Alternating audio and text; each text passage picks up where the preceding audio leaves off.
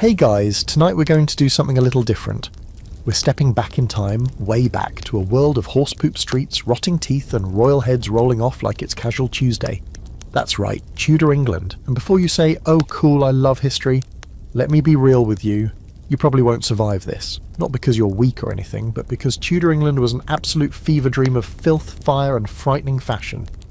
So before you get comfortable, take a moment to like the video and subscribe, but only if you genuinely enjoy what I do here. And hey, let me know in the comments what time it is where you are and what city you're watching from. I always like to imagine someone in Melbourne brushing their teeth while someone else in Toronto is already under the covers. Now, dim the lights, maybe turn on a fan for that soft background hum, and let's ease into tonight's journey together. You open your eyes in a wooden bed with scratchy wool blankets that smell like a sheep's armpit. There's no mattress, just a sack of straw, and you're not alone. A full-grown man is snoring beside you, and you don't know him. Below the bed, something scurries, probably a rat. Welcome to your first Tudor morning. Your head throbs, not because you're sick, but because you spent the night breathing in smoke. There's no chimney, just a hole in the ceiling. The fire from last night smouldered on, filling the one-room house with fumes. Your lungs hate you already. You try to sit up, but there's not much space. This little hut is packed tight with people, chickens, and an actual pig. No privacy, no peace, no personal space. The floor is just dirt. Compacted and swept with a bundle of twigs. There's a thin layer of straw thrown across it. But don't get excited. It's not for comfort. It's there to soak up human waste. You'll learn later that they call this rush flooring, and it's swapped out occasionally, as in every few months. Maybe. You stand and nearly hit your head on a beam.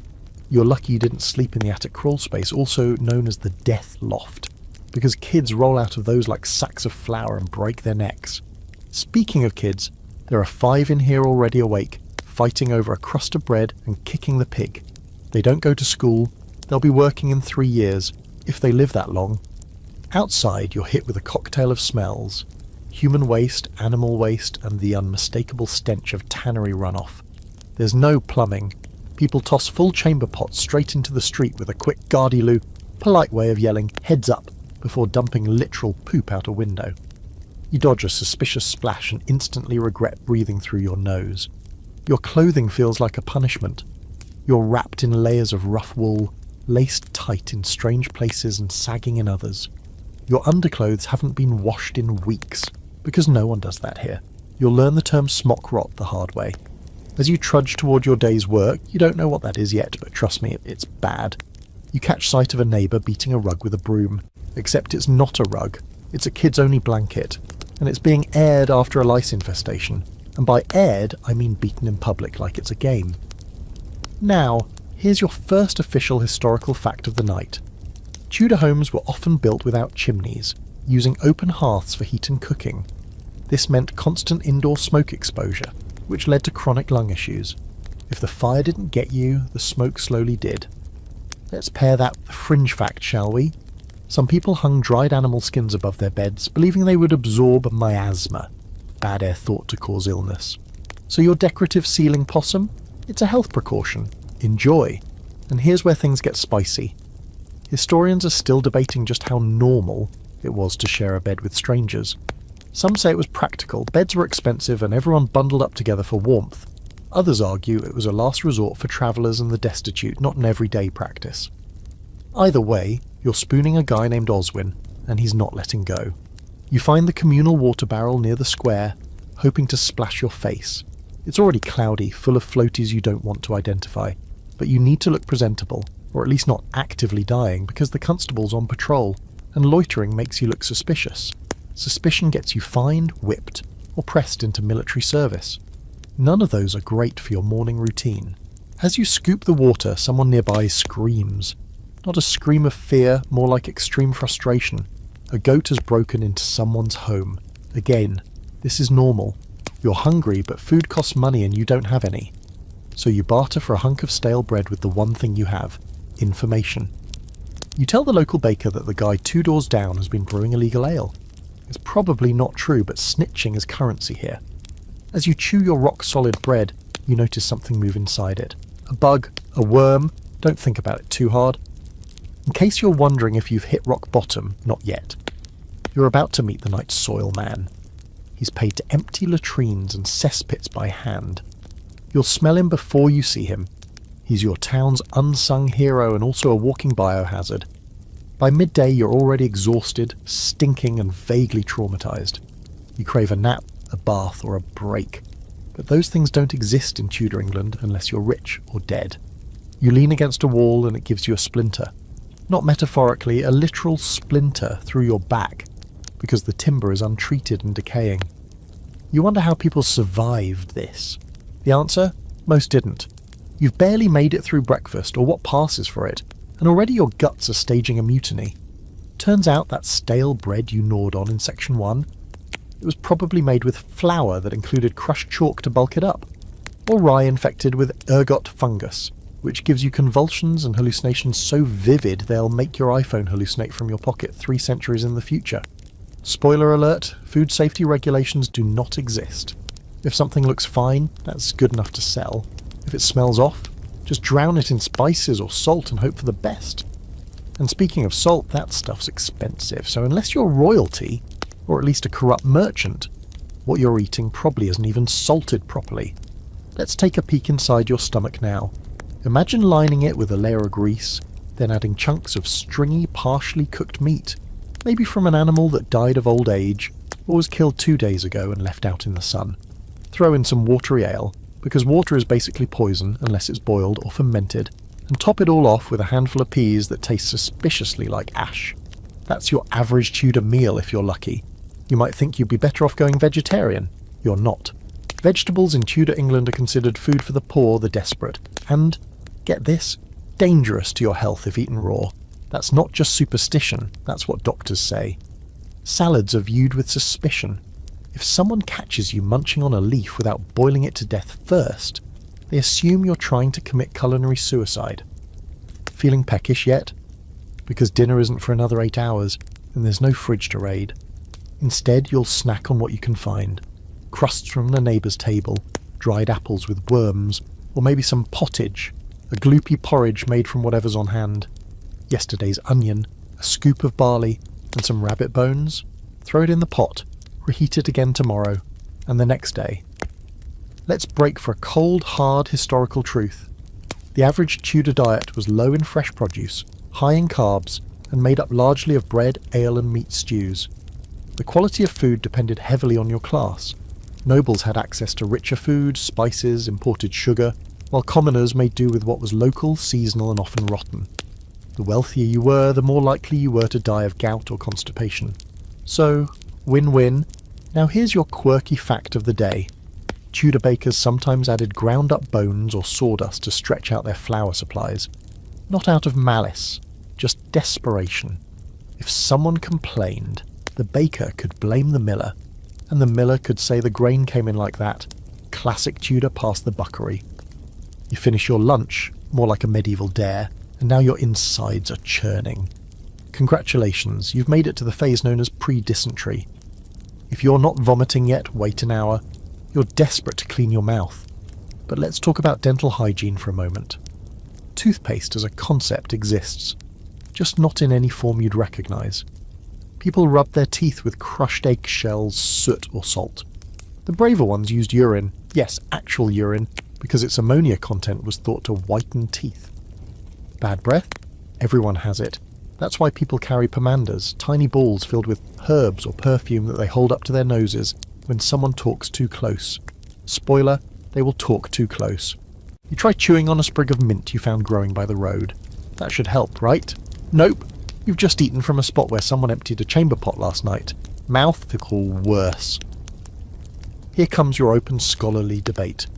Historians can't quite agree on how widespread the use of urine was in Tudor dental care. Some say it was mostly a Roman leftover, others argue it persisted well into the early modern period. Either way, enough people thought it was a good idea to write it down, and that alone is enough to make you reconsider smiling ever again. Later in the afternoon you find yourself in the market square. Chickens flap through your legs, a boy shouts about turnips, and somewhere nearby a lute is playing off key. You're drawn in by a stall selling meat pies. They smell, Okay, but your inner voice, probably your modern sensibilities screaming, tells you this is a bad idea. And they're right. Many Tudor meat pies contained dubious mystery meat. Ever heard of humble pie? It's made from deer offal, basically whatever internal organs were too gross to serve the lord of the manor. The lower your class, the weirder the meat. And let's not even start on the cheese. It's not aged, it's just forgotten. You can taste the mould because the mould is the flavour. A little kid walks by with dark, sunken eyes and pale lips. He's eating a raw onion like it's an apple. You try to smile at him, but he flinches and runs. Fair. You smell like smoke, goat sweat and despair. By the time the sun starts to dip, you're dizzy from hunger, headachy from dehydration, and emotionally betrayed by every bite you've dared to chew. But you're not alone. Half the town has some form of gut parasite. It's the closest thing Tudor society has to a bonding ritual.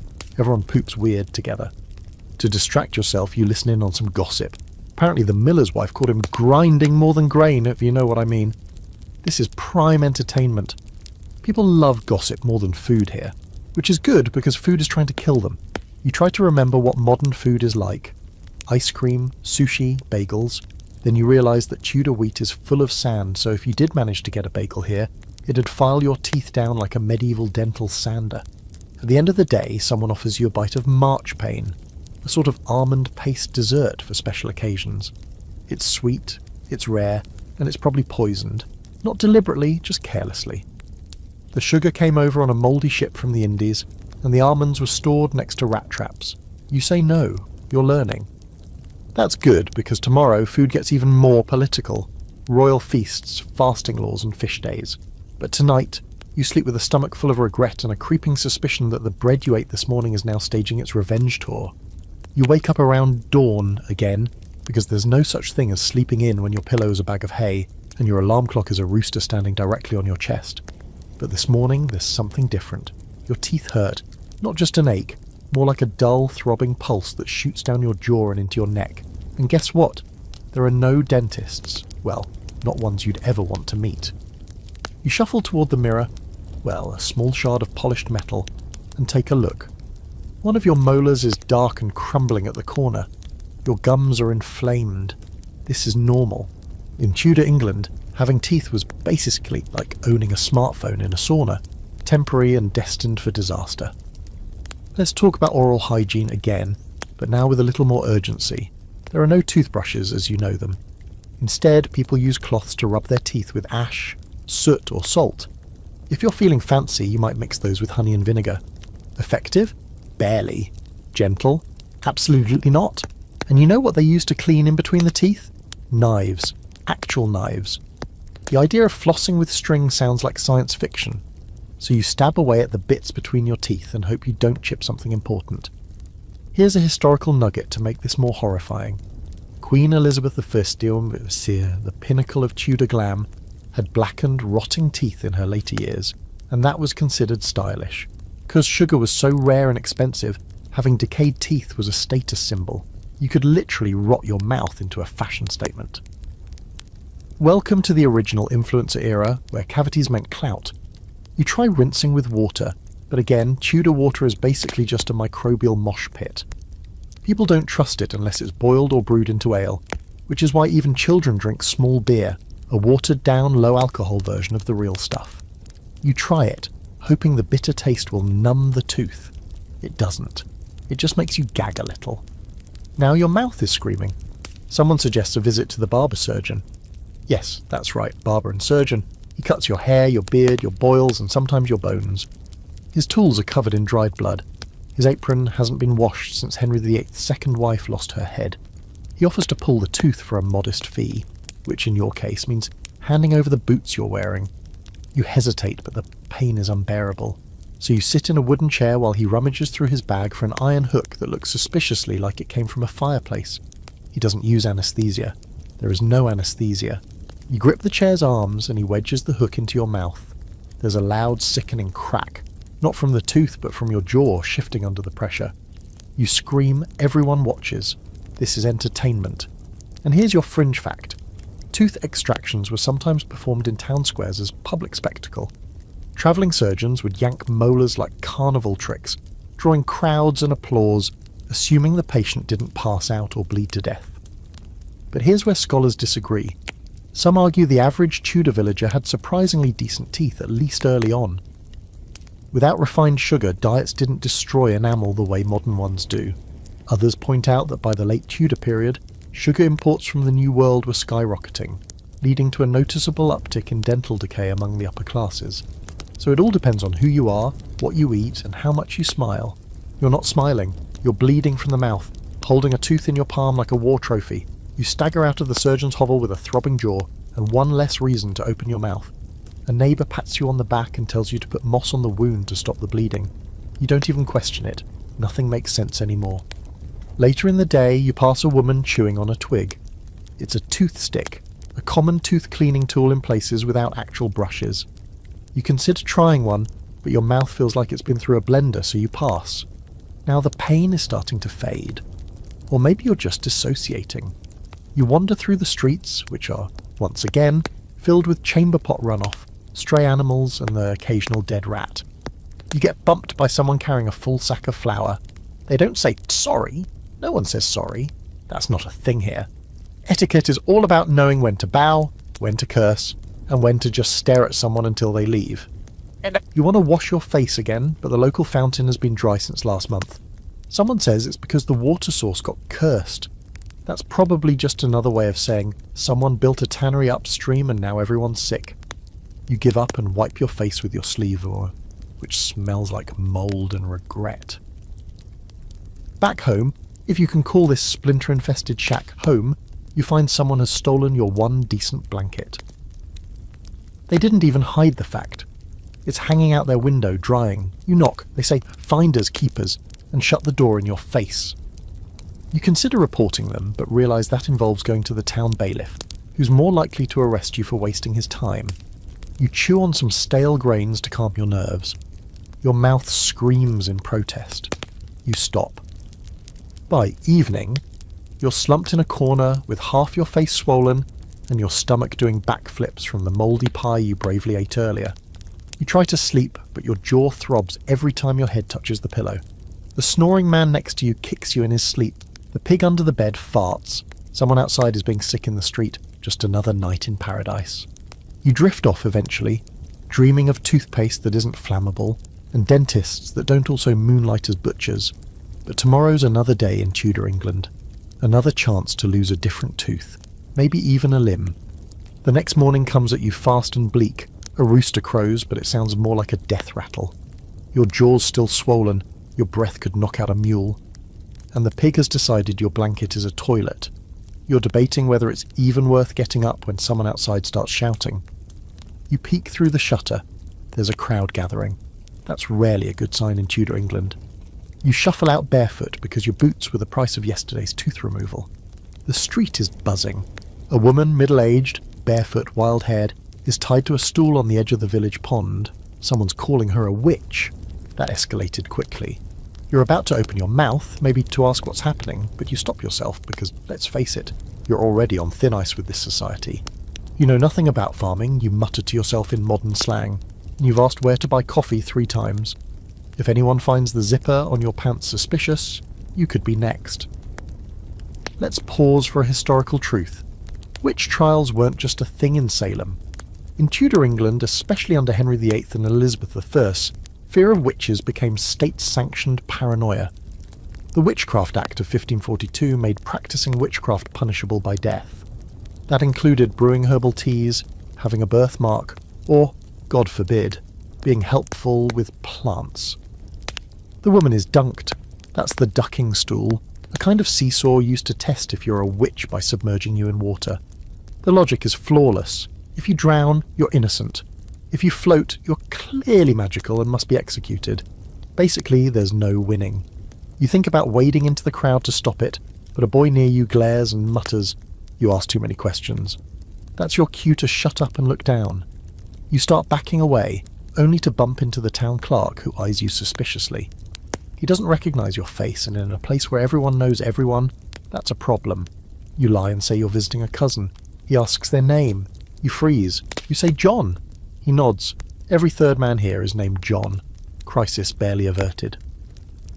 Time for a little quirky side note. In Tudor villages, suspicion of witchcraft often came down to things like talking to your cat, having too many herbs in your garden, or being disliked by neighbours. Think about that, your sassy black cat and love for lavender oil. Enough for a fatal accusation. And scholars still debate the exact motivations behind these trials. Some say they were driven by religious panic. Others argue it was mostly social scapegoating, ways to purge misfits, widows, or poor women from tight-knit communities. Regardless, if you stand out, you're in danger. You definitely stand out. You make your way to the town square where people are selling ribbons, turnips, and chunks of dried meat that resemble shoe leather. You notice a woman nearby giving you the stink eye. Is she just grumpy? Or does she think you're the devil's emissary because you tied your tunic on the wrong side? You can't remember which side is correct. Left, right. There are so many rules here and none of them make sense. Your heart rate spikes when a kid runs up and tugs your sleeve. Are you a conjurer? He asks. Great. Kids are adorable until they get you burned alive. You say no. He says, but I saw light coming from your hand last night. You realise he saw the screen of your watch glowing under your sleeve. Yep, that's it. You're cursed. You try to disappear into a crowd, but Tudor people aren't shy. A man steps into your path and pokes your chest. What trade are you in, stranger? You stammer something about being a scribe. It's the safest lie you can think of that doesn't involve touching tools or livestock. He nods slowly, but then mutters to someone else about how scribes usually don't have strange accents like yours. You're one rhyme away from being on trial for sorcery. You finally slink back to your hut, your heart pounding. A group of women passes by chattering about the witch by the river and how the stranger was sniffing around too much. You sit on your straw pallet and reconsider your life choices. In Tudor England, just existing the wrong way could get you accused of heresy, sorcery, or treason. It's like living inside a constantly triggered alarm system. Now here's your scholarly debate for the day. Was the witch hysteria purely a tool of control, or was it genuinely believed by the masses? Some historians think the monarchy used witch trials to reinforce religious authority and social order. Others believe the people truly feared witches, not metaphorically, but physically, spiritually, and existentially, like burn you in your nightgown kind of fear. Neither interpretation is comforting. You decide to lay low, you skip dinner and stay indoors, even though it smells like livestock and someone's old boots. You sit still, not even daring to light a candle, because you've heard people say that spirits gather where flames flicker alone. You try to sleep, but the sounds outside, laughter, jeering, splashing, keep you awake. Someone else is being tested. Someone else is drowning. Your mind wanders. If someone saw you use a lighter, or worse, if they saw you writing without dipping a quill in ink, they'd absolutely call it witchcraft. Magic and science are the same thing here. Misunderstood and feared. You're terrified to even mention stars or the moon. Astronomy here is one spellbook away from heresy. And in case you're wondering if this fear ever lets up, it doesn't. Superstition permeates everything. You sneeze wrong? Witch. You talk in your sleep? Witch. You can read a little too well? Definitely witch. People hang protective charms on their doors, bury dead animals under thresholds, and refuse to cut their nails on Sundays. The whole country runs on a thin brew of religion, fear, and barely understood natural phenomena. At some point you finally doze off, cheek pressed to hay, the air thick with smoke and old sweat. You dream of home, of clean sheets, toothpaste, Google Map, but something wakes you. A whisper. Not a voice, just the wind through the shutters and the sound of feet moving outside. You stay quiet. You don't want to know who or what is still awake. When you wake up this time, your back feels like it's been pounded by a rolling pin, and your mouth still tastes faintly of old meat panic. You don't even get a full stretch in before the realization hits. Today is market day, and that means one thing: everyone's pulling out their most ridiculous clothes, including you. You dig through the wooden chest beside the door, hoping for something breathable, maybe even soft. What you find instead is a heavy, scratchy pile of wool that smells like a wet goat with trust issues. This is your outer garment, essentially a shapeless tunic that doubles as a personal sauna. The undergarments are somehow worse. The linen has the texture of sandpaper dipped in vinegar, and it's still damp from yesterday's sweat. But hey, at least it's all natural, right? Your leggings tie up the front with strings that are never long enough, and your feet go into leather shoes that have no soles, just flat, foot-shaped prisons for pain. The moment you try walking, you realise how little support medieval shoes actually offer. Imagine stepping on gravel with a thin pancake strapped to each foot. You pass a woman in the street adjusting her farthingale, a hoop skirt contraption made of whalebone. She looks like a human bell. Another girl is being laced into a bodice so tight her eyes are starting to cross. Fashion in Tudor England doesn't just look uncomfortable, it's a full contact sport. You wonder how anyone survived long enough to sit down. Now, for your historical fact of the day, Tudor fashion was more than just fabric, it was law.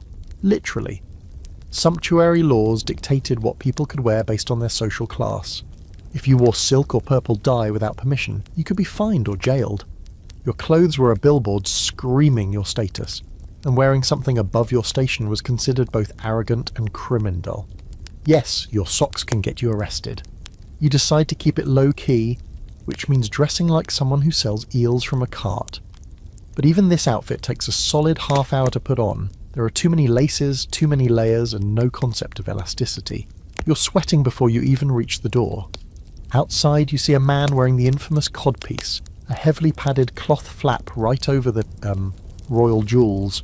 It's shaped like a mini battering ram, and it's stuffed with anything from rags to sawdust to give the illusion of, well, heroic proportions. You can't help but stare. It's like a fashion prank no one's in on. Here's your quirky fact. Some Tudor men stuffed their codpieces with dried fruit or scented herbs, not just for show, but because they believed it protected against the French disease, also known as syphilis. Spoiler, it didn't. You inch toward the market square, trying to ignore the heat. Wool was the fabric of choice in England, even in summer. Why? Because it was local, durable, and, most importantly, regulated by law. Linen was for undergarments if you could afford it. Cotton was barely a thing, silk was for the top 1%, and even they complained about chafing. The worst part is that none of these clothes are designed for movement. Try lifting a basket of vegetables, your sleeves get caught. Try squatting to tie your shoes. Good luck breathing. You now understand why everyone in Tudor painting stands so stiffly. They literally had no choice. As you near the market, the crowds thicken, and suddenly you're shoulder to shoulder with every other itchy, overheated soul in the village. A man selling onions brushes past you, his cart reeking of body odour and mildew. You get bumped by a woman with a huge quiff, a headdress that looks like a ship's sail wrapped around her skull. You apologise, but she just huffs. Probably thinks your sleeves are too long for your class. The town crier starts bellowing about the new fabric taxes. That's right, fabric has taxes. You're sweating just thinking about it. Cloth production is so central to the economy that even owning certain kinds of thread is a whole legal category. Try explaining that to your modern-day self who once wore pyjama pants to a grocery store. Here's the open scholarly debate for today. Were Tudor fashions really as oppressive as we imagine, or have we over-dramatised it? Some argue the average person didn't wear the elaborate outfits we see in paintings and films, that those were reserved for court life and special events. Others suggest even the lower classes followed strict fashion norms, just with cheaper materials. What's clear is that social signalling through clothing was serious business, and non-compliance could have real consequences. You try to blend in, but it's hard. Your posture's too upright. You keep trying to wipe your forehead with a non-existent t-shirt sleeve. And worst of all, your boots still look suspiciously modern. You tuck them deeper under your tunic and hope no one notices. Someone behind you mutters about the heat. You nod and try to agree, but your accent comes through. 3 heads turn. You fake a cough and pretend you've lost your voice. It's not a great strategy, but it beats getting dragged off for sounding like you were born after the printing press had a Wi-Fi upgrade. Eventually you find a quieter corner near the fabric vendors. Bolts of coarse wool and rough flax hang like damp flags. One vendor offers you a deal on a cloak dyed with something called woad. It smells like sour mud and probably is sour mud. You decline. You finally make it back home just before noon. Every seam of your outfit soaked through with sweat. You rip the tunic off like a medieval Hulk, leaving a trail of itchy red lines across your skin. You can't even get fully undressed before collapsing on the floor and fanning yourself with an old slate. You'd give anything for a pair of sweatpants. You don't even remember falling asleep, but when you wake up again, it's dark and someone is snoring 3 feet away from your face. You shift slightly and a chicken squawks. Yes, it's in your bed. Or maybe you're in its bed. Either way, the two of you make uncomfortable eye contact before you roll out from under the wool blanket that now smells faintly of livestock and body odour. But hey, no time for reflection, because this evening you're learning something truly Tudor. Privacy doesn't exist. Not in the someone read your texts kind of a way. No, this is worse. Your every sneeze, scratch, and suspicious dream is shared with a rotating cast of humans and animals in a space barely big enough for a king-size bed. Except you don't have a bed, remember. You're sleeping on a bag of straw that squeaks every time you breathe too hard. The walls are thin, basically planks with wishful thinking, and your neighbour has a cough that would make a modern doctor sprint in the opposite direction. No one seems alarmed. If anything, the sound of coughing, hacking, wheezing and low-level moaning is just ambient Tudor noise, like the hum of traffic in the city or the buzz of a refrigerator. It's background death, always just around the corner. Now for your historical reality check. In the Tudor period, homes were usually just 1 or 2 rooms, often shared by families of 6, 7 or even 12, plus whatever livestock they owned. Privacy wasn't just rare, it was unnatural. If you wanted to be alone, people assumed you were up to something shady, like sorcery. Or worse, thinking. Someone farts loudly and a few people chuckle. No one excuses themselves. You sit up, knees bumping the person next to you, and try to breathe through your mouth, which is worse because it smells like pickled onions and unwashed feet in here. You crawl toward the door, careful not to step on the toddler who's just casually sleeping in the corner near a dead beetle. Outside, the air is damp and heavy, but at least it doesn't reek of composting humanity. The moon is low, and it's eerily quiet except for the occasional owl screech and the soft slosh of something being dumped out a window. You don't want to know what it is. You sidestep the puddle like a pro and look for a spot to think. Just think. You make it 5 steps before someone calls out, "Where are you off to, stranger?" You flinch. It's a boy, about 10, leaning on a broom with a rat dangling from its bristles. You say you just needed air. He nods, squints, then adds, "Too much time outside can make you soft in the head." Cool. You're officially suspicious for trying to escape the smell of 17 unwashed humans sharing one room. Here's your quirky fact. Tudor homes often lacked hallways or doors between sleeping areas. Families, neighbours, and even travellers shared beds to conserve heat and space. Guests were routinely placed in the same bed as their hosts, which could mean cuddling with someone you just met 3 hours ago over a bowl of onion stew. You're slowly realising that even when people aren't physically touching you, you're still in their business. There's no private conversation, no solo time, no solo anything. Even using the toilet, or what passes for it, is a public performance. If you want a little modesty, good luck finding it in the communal latrine, where the walls are knee-height and the stench is weaponised. And if you're in the countryside, you just squat somewhere respectable, but not too respectable. One false move and you'll be accused of soiling holy ground. Back in the house, someone is whispering to someone else, but it's impossible not to hear every word. Apparently one of the women suspects her cousin of stealing eggs. She's been watching her chicken coop like a hawk. You already know this is going to end in a shouting match that wakes the baby, which then triggers another argument about whose turn it is to rock the cradle. You wonder how anything got done here when everyone's so deeply up in each other's business. Here's the scholarly debate of the night. Some historians argue that this constant closeness created stronger social bonds, that people looked out for one another and shared responsibilities. Others suggest it caused unbearable tension, leading to petty feuds, public shaming and outright violence. In either case, the idea of alone time wasn't just foreign, it was practically a crime against community. You try to picture how your modern self would handle this on a regular basis, sharing a bed with 4 people, having no personal belongings that weren't constantly touched or borrowed, and being judged if you went off to take a walk by yourself. Honestly, you wouldn't last a week. You lie back down and cover your head with your arm. Maybe if you just pretend to be asleep, no one will talk to you. Maybe the pig under the table will stop squealing in its sleep. Maybe the couple in the corner will stop, whatever that is. A soft knock comes at the door. It's barely audible. The room quiets, which somehow makes it worse. Everyone's listening. The door creaks open and someone slips inside, a teenage girl wrapped in a blanket. She came to visit her aunt, someone whispers. Has nowhere else to sleep. She glances around and sighs. There's only one spot left, next to you, of course. She curls up silently, feet icy cold against yours. No words, no eye contact, it's just how things are. No one asks, "Do you mind?" No one offers a pillow or makes introductions. There are no lines between people here, no fences, no walls. Everyone exists in a state of collective exhaustion, bound together by survival and shared misery. You close your eyes and hope you don't accidentally breathe directly on anyone. That's the new high bar for decency in your Tudor crash pad. No one tells you good night. The room settles into a chorus of snores, coughs, and muttered dreams. Welcome to intimacy, Tudor style. It's crowded, smelly, and wildly uncomfortable, but you don't get to opt out. You wake to the unmistakable sensation that something is crawling on your neck. You slap at it instinctively, and your hand comes away with a squashed louse.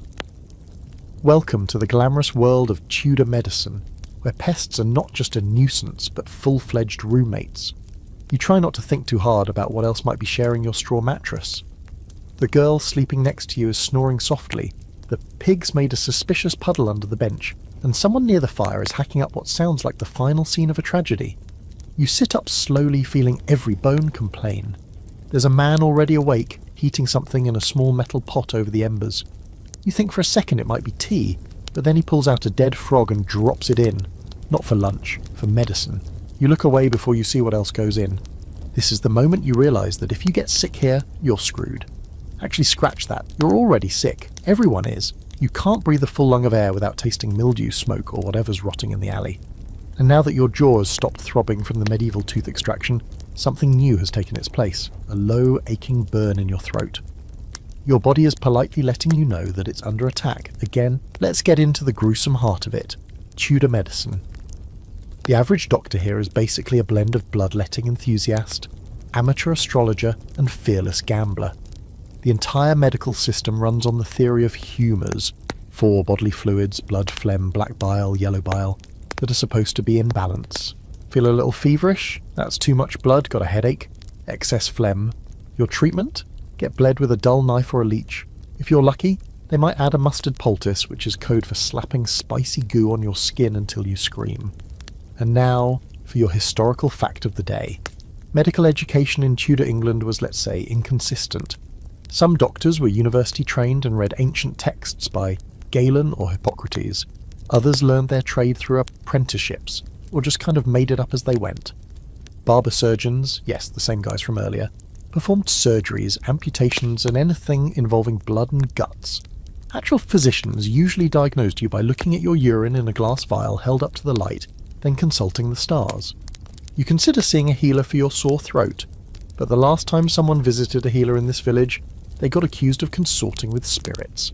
No thanks. You'll tough it out and hope your immune system can handle whatever this is, despite being raised on multivitamins and hand sanitizer. Now comes your quirky fact. Some people believed that rubbing a dead man's hand on a wart would make it disappear. It wasn't some fringe superstition either. This was common advice. And yes, actual dead hands were involved. If you have ever wondered what people did for skincare in the 1500s, the answer is traumatize themselves and call it science. You wander outside for fresh air, clutching your throat like a medieval ghost. The air is not fresh. It's damp and foul, but at least it's not full of wood smoke and snoring.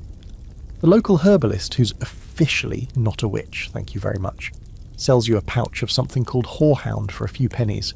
It smells like licorice and sadness. You're supposed to boil it in ale and gargle it, so you do. It doesn't help, but now your breath smells weirdly festive. And here comes the open scholarly debate. Did Tudor cures actually work? Or were they just well-dressed placebos? Some modern historians argue that herbal remedies were often surprisingly effective, at least for mild conditions, since they used plants with real medicinal properties. Others insist the dangerous stuff, mercury ointments anyone, outweighed any benefit, and most people just survived despite the treatments, not because of them. Either way, you're coughing like a chimney and your only options are boiled herbs, prayers, and hope. You spot a man stumbling down the road with a bandage around his leg. Blood is soaking through it. His friend says he was kicked by a horse. A nearby onlooker recommends a mixture of honey, vinegar, and goose dung. Someone else suggests the tried and true method of blessing the wound. Neither of them offer actual help. The man limps off, probably to die quietly behind the tannery. Inside the house, you find the pig chewing on what looks like a bandage. Not new, not clean. You decide not to ask. You lie back down and try to rest. But someone's talking about the sweating sickness. a mysterious Tudor plague that kills people within hours. Headache, fever, panic, death, sometimes all before lunch. That's when your throat tightens even more. Not just sore anymore. It's like your tonsils are trying to unionize. You ask for help and someone gives you a spoonful of treacle. Not the sweet syrup kind. Tudor treacle is a pitch black sticky mixture that contains opium, viper flesh and occasionally ground pearls. It's supposed to cure poisoning. You're not poisoned, but no one cares. You spend the next hour lying motionless on your back, whispering, "This is fine," like you're in a fire. Because you basically are. Every Tudor medical remedy comes with side effects like vomiting, delirium, or just plain death. And if the doctor doesn't kill you, the cure might. As the sun sets, someone arrives with a goose feather. They're going to try sweating out the illness, which involves bundling you in every blanket in the house and rubbing your feet until you hallucinate. You try to object, but they've already started piling on layers.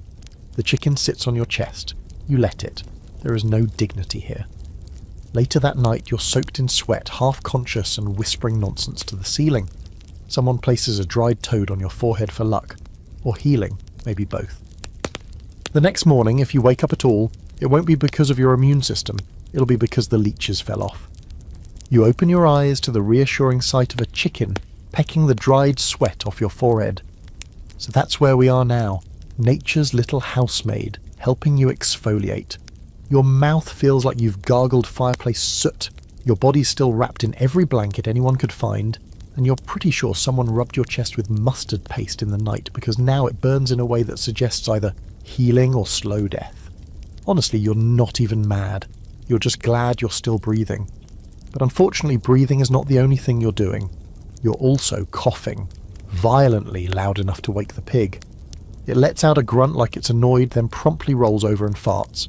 You wonder briefly if this is a dream, then quickly realise, no, this is just another normal Tudor morning. You try to stand, but everything aches. You catch a glimpse of yourself in a warped piece of polished tin. You look like a scarecrow that got lost in a thunderstorm and gave up halfway through. Your hair is matted, your skin has a slightly greenish tint, and your eyes are glassy. Welcome to day who knows what of surviving in a society that thinks bathing is more suspicious than tax fraud. Because here's the thing, you're dirty. Everyone is. Bathing isn't just rare, it's borderline scandalous. The prevailing theory of the day is that water opens your skin to vapours and miasma, and if you're too clean, you're basically inviting the plague to move in and set up a summer home in your lungs. So you sweat and stink and stew in your own filth and no one blinks an eye. Now for your historical fact. By the mid-Tudor period, full-body baths had fallen out of favour, especially among the common folk. People feared that warm water could carry disease into the body through the pores. Instead, they spot cleaned with cloths, or simply changed into a fresh, though also unwashed, undergarment. Linen was believed to draw out impurities, as if the shirt itself could suck the bad stuff out of your skin, like a hygiene vampire. You remember something about Queen Elizabeth I, bragging that she bathed once a month, whether she needed it or not. And that was luxury. For everyone else, washing was limited to hands, face, and maybe feet. If there was time and water and no one thought you were being suspiciously French about it. Today, though, you're feeling bold and maybe it's the fever, maybe it's the dried toad residue you still haven't scrubbed off. Either way, you decide to attempt the unthinkable. A wash. You slip out of the house, bucket in hand, and head toward the village well. Along the way, you pass a man rubbing onions on his armpits. You try not to make eye contact. At the well, you lower the bucket into the dark, murky water and hear a faint splash. You haul it up, full of bits, leaves, bugs, maybe a tadpole, and carry it off behind a row of hedges like you're doing something illegal, which in some people's eyes, you probably are. You strip down and splash the cold water on your skin. It's miserable, it's shocking. It's also kind of glorious. For about 30 seconds you feel almost human again. Then you realise you don't have a towel, and you're standing half naked in a village where someone was just burned as a witch for making herbal tea. You dry off with your shirt, throw your clothes back on, and sprint back home before anyone decides you're in league with Satan. Back at the house, your brief venture into cleanliness is quickly undone by sitting on your own straw pile again. The layers of grime in this place practically leap onto you. You accept it. This is your life now. Time for your quirky fact.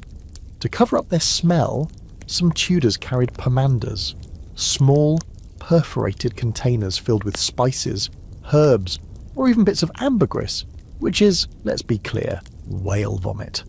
These were hung from belts, worn around the neck or tucked into sleeves to keep the stink at bay. It was like walking around with a personal air freshener made of exotic garbage. You sit near the hearth, still damp, and try to warm up. A woman nearby is combing lice out of a child's hair using a tiny metal rake. She doesn't flinch when she crushes one between her nails. You make the mistake of scratching your own scalp and feel something small and moving. Cool, you're officially part of the food chain. Here's your scholarly debate for the day. Did people really not care about cleanliness? Or were they just adapting to circumstances? Some researchers argue that dirty is a modern lens. By Tudor standards, changing underclothes and wiping down with cloth counted as hygienic. Others say the aversion to full bathing, especially in urban areas, contributed to the frequent outbreaks of disease. The answer probably sits somewhere in the murky middle, much like that bucket of well water you just used as a shower. Your throat is still sore, your fever comes and goes, and your skin itches from both the lice and the mystery rash you're pretending not to notice. But somehow you're alive. You've survived another day in a world where being too clean is suspicious, and bathing regularly could get you labelled a heretic, or worse, a foreigner. You watch the fire crackle and let your mind drift. What must it have been like to be born into this, to grow up thinking this was normal? To never question the lice or the fact that your bed smells like damp hay and pig breath? Someone offers you a clove to chew on for your sore throat. You accept it without thinking. It tastes awful. You chew anyway. And then, in a minute of peak Tudor absurdity, a neighbour bursts through the door shouting, "The Lord's coming to town!" Everyone jumps up in a panic. It's not fear exactly, it's preparation. Because when nobility visits, things have to be perfect. Which means you, my smelly, half-fevered friend, are about to be drafted into the medieval version of spring cleaning. You stagger to your feet and prepare to scrub someone else's rush floor with a handful of wet hay. Bath day's over, time to get dirty again. The shout about the Lord's arrival has set the house into a panic spiral you didn't think possible. 1 second you're chewing on a clove like it's a cough drop from a cursed forest, and the next you're being handed a broom made of sticks and told to make yourself useful, outsider. The logic is murky. How sweeping a dirt floor helps anything is beyond you. But you nod, grip the bundle of twigs, and start swiping dirt into a slightly more organised pile of dirt. Because in Tudor England, nobility doesn't just show up. They descend, like omens, and when they do, everything has to be clean, orderly, and reverent. Or at least convincing enough to avoid punishment. You're quickly learning that when a noble visits, it's less about hospitality and more about theatre. You're not cleaning because they care. You're cleaning because someone might get flogged if they think you don't care enough. While scrubbing the floor with all the enthusiasm of a wet sponge, you overhear someone whispering about cleansing the air. You assume this means opening a window. Wrong. They're preparing to burn resinous herbs in a shallow bowl. Not for smell, but for purification. If it stings your eyes, it's working. Congratulations, you've just discovered the Tudor air freshener / exorcism kit. Outside, villagers are straightening their clothing, brushing off mud and adjusting hats in a frenzy. You see a boy hiding a dead chicken under a basket, and a woman scraping mould off a wheel of cheese with a dull knife. All of it is theatre. The goal is to appear clean, industrious, and loyal.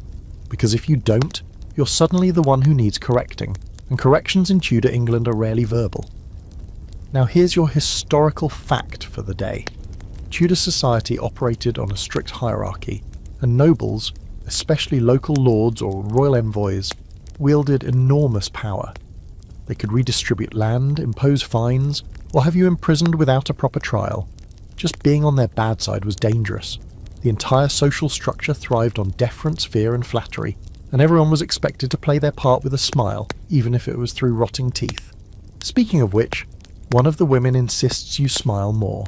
You resist. Your molar socket still aches, and you're 97% sure your breath could wilt a hedge.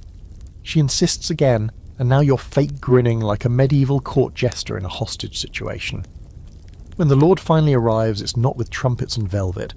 No, he rolls in on a very average-looking horse, flanked by 2 grim-faced retainers. His clothing is elegant, but also layered in enough fur to make a bear sweat. You'd think he was a king, the way everyone bows and avoids eye contact. You try not to stare, but he looks bored. Not cruel exactly, just like a man who's grown so used to being obeyed that he forgets other people aren't furniture. You're shoved aside as he dismounts. He surveys the village, nods to no one in particular, and strolls toward the manor house. That's when it happens. A boy nearby, probably 7, sneezes, loudly, and doesn't bow. The Lord stops. Everyone freezes. The tension could slice through chainmail. He glares at the child, then at the mother, who immediately drops to her knees and begs forgiveness. Here's your quirky fact. In Tudor times, even sneezing inappropriately in front of nobility could be taken as an offence. There were unspoken codes for everything. How low to bow, when to remove your cap, where to stand, even how to hand over a letter. Break the rules, even by accident, and you risk punishment ranging from public humiliation to actual physical pain. The Lord says nothing. He simply turns away, his silence more terrifying than shouting. The boy is dragged inside by his mother, sobbing. You don't see him for the rest of the day.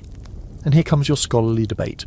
Were Tudor nobles truly as tyrannical and omnipresent as legend suggests, or was their power more symbolic than direct? Some historians argue that local lords were practical and often lenient, especially with people they relied on for taxes or labour. Others point to legal records full of harsh punishments, arbitrary decrees, and families ruined over minor slights. The truth likely varies village to village, but in your case the power imbalance is undeniable. You're told to stand in line with the rest of the villagers as the Lord walks back down the road for inspection. It's like a low-budget runway show. He pauses in front of you, eyes squinting, lips pursed. You try to look humble but not pathetic, alert but not aggressive. It's like posing for a royal portrait where blinking gets you exiled. Finally, he moves on. You didn't get called out. You didn't get noticed. That means you've won today's round of Tudor roulette. Later, as people shuffle back inside, exhausted from the effort of appearing obedient, you hear a man laugh softly and say, "He only stayed an hour. Could have been worse. Could have stayed the night." Everyone mutters in agreement. Apparently, hosting a noble overnight involves surrendering your bed, providing hot food, and hiding your more embarrassing children. You collapse onto your scratchy pallet, shaking from the adrenaline.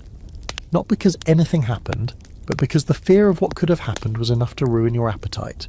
Not that you are planning to eat anyway. Dinner is a crust of bread and a questionable onion, and in the quiet that follows, as people whisper their private relief and the pig resumes its endless snorting, you realise something bone deep. Your survival here depends not on skill or knowledge or effort, but on how well you blend in, how invisible you can become, how low you can bow, how often you can bite your tongue, nod and smile with bleeding gums. You're not living. You're performing. Every second, every breath. You're awakened by shouting. Not the casual, drunken kind you're now depressingly familiar with, but something sharper, urgent. You peel your eyes open and instinctively brace for a fire, or an execution, or a pig giving birth in the hearth again. But no, it's just the parish clerk standing in the square like a town crier on caffeine yelling about church attendance. Again. Your head is still throbbing from yesterday's near-noble-induced panic attack, and now you're expected to haul yourself off your straw mattress and present your half-dead body at the parish church, on time, in clean, well, cleanish clothes, without complaint. It's Sunday, and in Tudor England that's not a suggestion. It's mandatory soul maintenance. You fumble into your layers, your feet already protesting the thought of those shapeless leather shoes, and head toward the sound of clanging bells. Everyone's already moving that way, an awkward shuffle of wool, wood clogs, and quiet dread. Church isn't just a spiritual thing, it's political theatre, community surveillance, and moral micromanagement all in one brick-walled package. Here's your daily dose of grim, historical fact. Under the Act of Uniformity, passed during the reign of Elizabeth I, it became legally required to attend Church of England services every week. Failure to do so didn't just make you a bad Christian, it made you a criminal. Miss a few Sundays and you'd be fined. Keep missing them and you could be imprisoned or worse, labelled a recusant. That label sticks. The church itself is a stone building that smells like centuries of damp moss and buried regret. As you step inside, your breath fogs slightly, and you suddenly remember there's no heating. Ever. You find a place near the back next to a family of 7 children who all look like they have never blinked in their lives. The baby is chewing on a rock. Normal. You sit on a hard wooden bench trying to look devout. You bow your head. You clasp your hands. But your mind is spinning, not from guilt, but from pure confusion. Because let's be real, you have no idea what's going on. The English being spoken is technically English, but it's filtered through an accent that sounds like a Shakespearean actor choking on oatmeal. The preacher's booming voice echoes against the stone, and for a moment you think you catch something about eternal damnation, or maybe potatoes. It's unclear. You shift in your seat. The woman beside you gives you a sharp elbow. You look up. She gestures toward the front, where everyone is kneeling. You drop to your knees too quickly and slam them against the stone floor. Pain shoots up your spine. You bite your lip and pretend it's fine because wincing too loudly is frowned upon. Now comes your quirky fact. Many Tudor churches didn't have pews as we know them.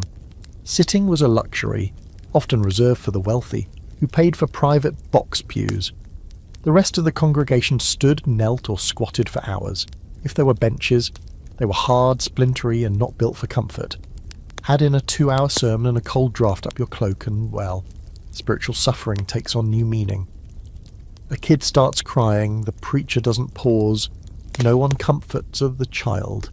You try not to stare because in a room like this, everything you do is visible.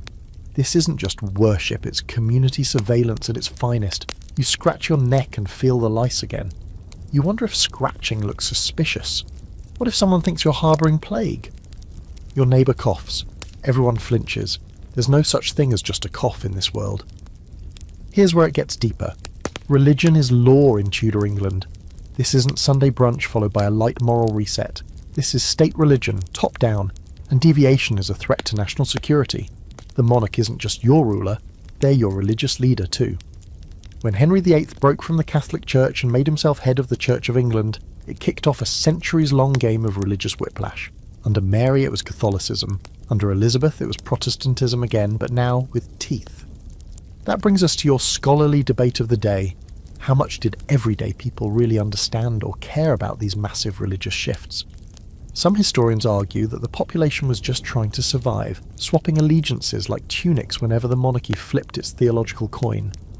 Others suggest deeper convictions, especially in rural areas, where resistance to the state church led to secret Catholic services and coded prayers. Either way, the risk was real. Believing the wrong thing at the wrong time could get you imprisoned, tortured, or executed. Imagine choosing your religious beliefs like you're playing a deadly game of which monarch's mood are we matching today? The sermon drags on. You think you hear the words sin, fire, and obedience. Then something about ye ungodly devices. You hope he's not talking about the cracked phone you buried in a ditch 2 days ago, just in case, and eventually, mercifully, it's over. The congregation mumbles a hymn in voices so off-key they could legally be classified as threats to music. Then everyone trudges outside, blinking against the sun, faces tight with the tension of having survived something, spiritual or just extremely uncomfortable. You hang back, hoping to escape the notice of the vicar, but he spots you. Of course, he's a severe man with eyes like cold nails. "You're new," he says. You nod. He asks who your patron is. You freeze. You don't have one. You blurt out John Gain. A risky strategy, but somehow miraculously it works. He nods grimly, then says, "See you next week."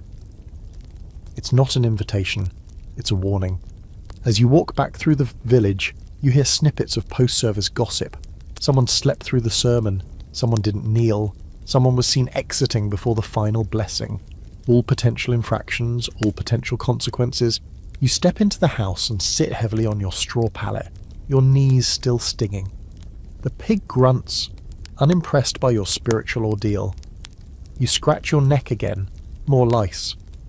You think about how ridiculous it is to feel so unsafe in a place that's supposedly about peace and forgiveness.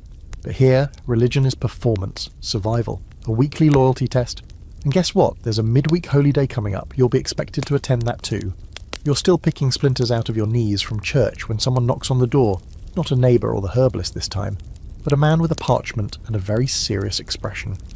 "Name?" he demands. You hesitate. He writes something down anyway. Then he glances at your clothing, your boots, and your obviously foreign look and says flatly, "You'll want to keep your nose clean. Pauper laws are watching." You don't even get a chance to ask what that means before he's off to the next door. You stand there for a second, dumbfounded. Then you hear a soft voice behind you. one of the older women in the house, her face creased like a baked apple, murmuring, "He's from the parish. Poor relief, or watch, mind yourself." And that's how you learn that in Tudor England, being poor isn't just unfortunate, it's a punishable offence. You sit down on your straw mattress, stunned by the idea. You've got no steady job, no coin in your pocket, and a permanent sore throat. In this world, that makes you a problem. Not because people are worried about your well-being, but because you're a potential burden. And burdens get noticed, taxed, and punished. Time for your grim, historical fact. Under the poor laws introduced during the Tudor era, especially the Major Statute of 1601, which builds on decades of evolving local codes, England developed one of the first formal systems for dealing with poverty. But dealing with didn't always mean helping. The system divided the poor into two categories: the deserving poor, like widows, orphans, and the elderly, and the undeserving poor, able-bodied people who weren't working. Guess which group you just fell into? You head toward the village square, hoping to figure out if there's any way to pass as semi-employable, but on the way, you spot a man tied to a post.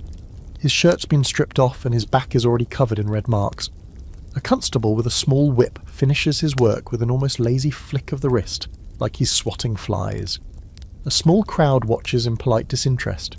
Someone mutters, "Begging without leave," just loud enough for you to hear. You swallow hard and keep walking. Now here's your quirky fact. Vagrants in Tudor England were sometimes branded with hot irons, literally marked with a V on the chest or even the forehead so towns would know they were serial wanderers. Others were marched back to their parish of birth with a certificate of removal.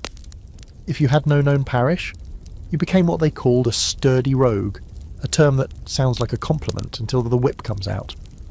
Pass a group of men patching a fence near the alehouse. One of them eyes you suspiciously. "Looking for work?" he asks. You nod. He points to a wagon loaded with dung and says, "Cart's not going to empty itself. Congratulations, you're now a manure hauler." You don't even argue. You just get to it, using a wooden shovel to hurl steaming piles of filth onto a nearby field. The stench is overwhelming. It's thick, sharp and hot, somehow spicy in the worst way.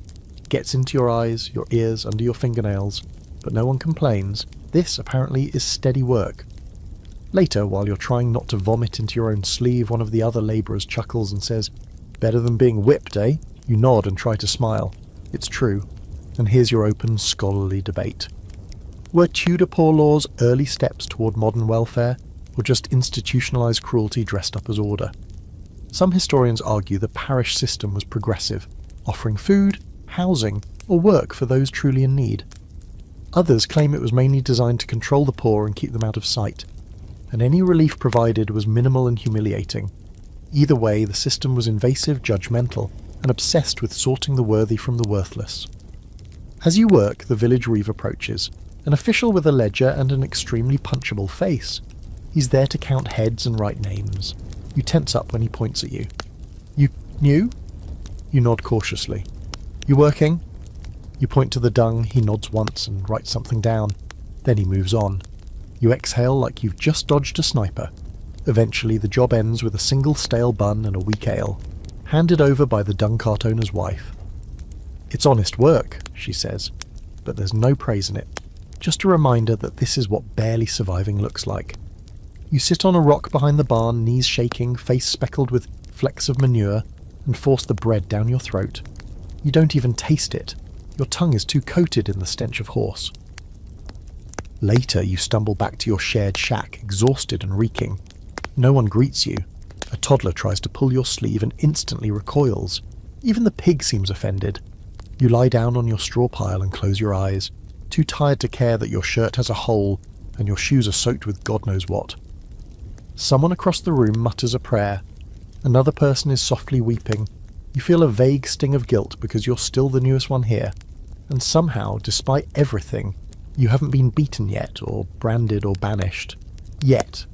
You roll onto your side and try not to cough. You think of how, back home, poverty is a hardship, but here, it's a crime. Not having enough means you're morally suspect. Your character is questioned before your needs are considered. You're a problem to be handled, a threat to be neutralised.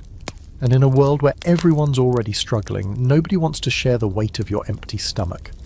So you lie there quietly, the taste of dry bread still lingering, and you promise yourself something ridiculous. You're going to survive this. Not flourish, not thrive, just survive. But tomorrow is Monday, and that means new rules, new eyes watching, and new chances to fail the invisible test of being poor the right way. Dawn, again. It's not the rooster that wakes you this time. It's the cold. A deep, bone-numbing kind that seems to seep straight through the straw, the floor, your skin, and into your soul. There's frost on the inside of the window shutters. Your breath curls into the air like a ghost escaping your lungs. You roll over, seeking warmth from your threadbare blanket, but the pig's already claimed most of it, and the kid beside you has wet the straw again. You sigh into the silence and prepare yourself for another round of Tudor fun, this time in the icy grip of a heating-free, poorly insulated winter morning. You pull on your damp wool tunic, which smells suspiciously like yesterday's sweat and someone else's feet, and step outside into a world that looks deceptively peaceful. A crisp layer of frost glimmers on the thatched roofers and the hard-packed dirt paths. The village looks like a postcard, until you slip on a frozen puddle of slop water and land, hard on your hip, morning Tudor style. Now, let's talk about the class you don't want to be in and somehow still are, the wealthy. You wouldn't think wealth would be a problem in this era, but in Tudor England, even the privileged were living in a constant state of paranoia, drama, and political whiplash. If you were born lucky, you also got to die spectacularly. You watch as the manor house looms in the distance, cold and imposing with its stone walls and little towers. It's impressive, sure, but also dangerous. The people who live there wear embroidered velvet and sleep on feather mattresses, but they're just one wrong smile away from losing their heads. Literally. Your historical fact of the day. During the Tudor period, particularly under Henry VIII and Elizabeth I, court politics were a blood sport. Nobles lived lavishly, but they also had to navigate shifting alliances, religious swings, and the king's metany, moods. Treason charges were handed out like pamphlets, and being too rich or too close to power made you a target. Flashy clothing might earn admiration, or a trip to the Tower. A boy in the village tells you that Lady Anne, the Lord's cousin, has gone missing, which is code for either plague, pregnancy, or prison. No one says her name too loudly. You ask what happened. The boy shrugs and says, "Someone wrote a letter." That's all it takes, apparently. A rumour. A poorly timed word, a jealous rival with a quill. You could spend years climbing the ladder only to find it's attached to a scaffold. Now for a delightfully grim, quirky fact. Wealthy Tudor nobles often carried around pomanders or gold-threaded handkerchiefs to block out the stench of the lower classes. But that didn't protect them from their own bad habits. Lavish feasts, daily wine binges, and medicinal arsenic all took their toll. Rich people died of gout, lead poisoning from their goblets, and constipation so severe it was written into their journals. Their perfume couldn't hide the rot. You're pulled from this cheerier reflection when a local servant girl hisses at you from behind a fence. "Lord's having guests," she says. "They need extra hands. Don't argue. Oh boy." She grabs you by the sleeve and shoves you into a long, low building beside the manor, a place that smells of roasted meat, wine, and fear. You're now a temporary scullion, which is just a fancy way of saying kitchen drudge. Inside the manor, the rules multiply like fleas. Don't speak. Don't look too long at anyone. Bow if someone glances in your direction. Keep your hands behind your back unless carrying something. Walk quickly, but not too quickly. Smile, but not too much. And for the love of God, don't mess up the trenchers. What's a trencher, you ask? Glad you did. It's a plate made of stale bread. The rich eat off it and throw it away, sometimes to the dog, sometimes to the poor. If you're lucky, and not currently being monitored by 5 different kitchen stewards, you can sneak a bite off one. But not yet. The food being prepared is extravagant.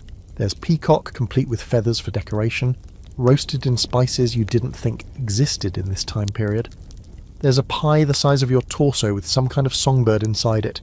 You're handed a platter of jellied eels and told to carry it with both hands and don't drop it or you'll regret ever being born. You nod, of course. And here comes your scholarly debate. Was Tudor aristocratic life really as glamorous as the portraits suggest? Or were nobles just more elaborately miserable?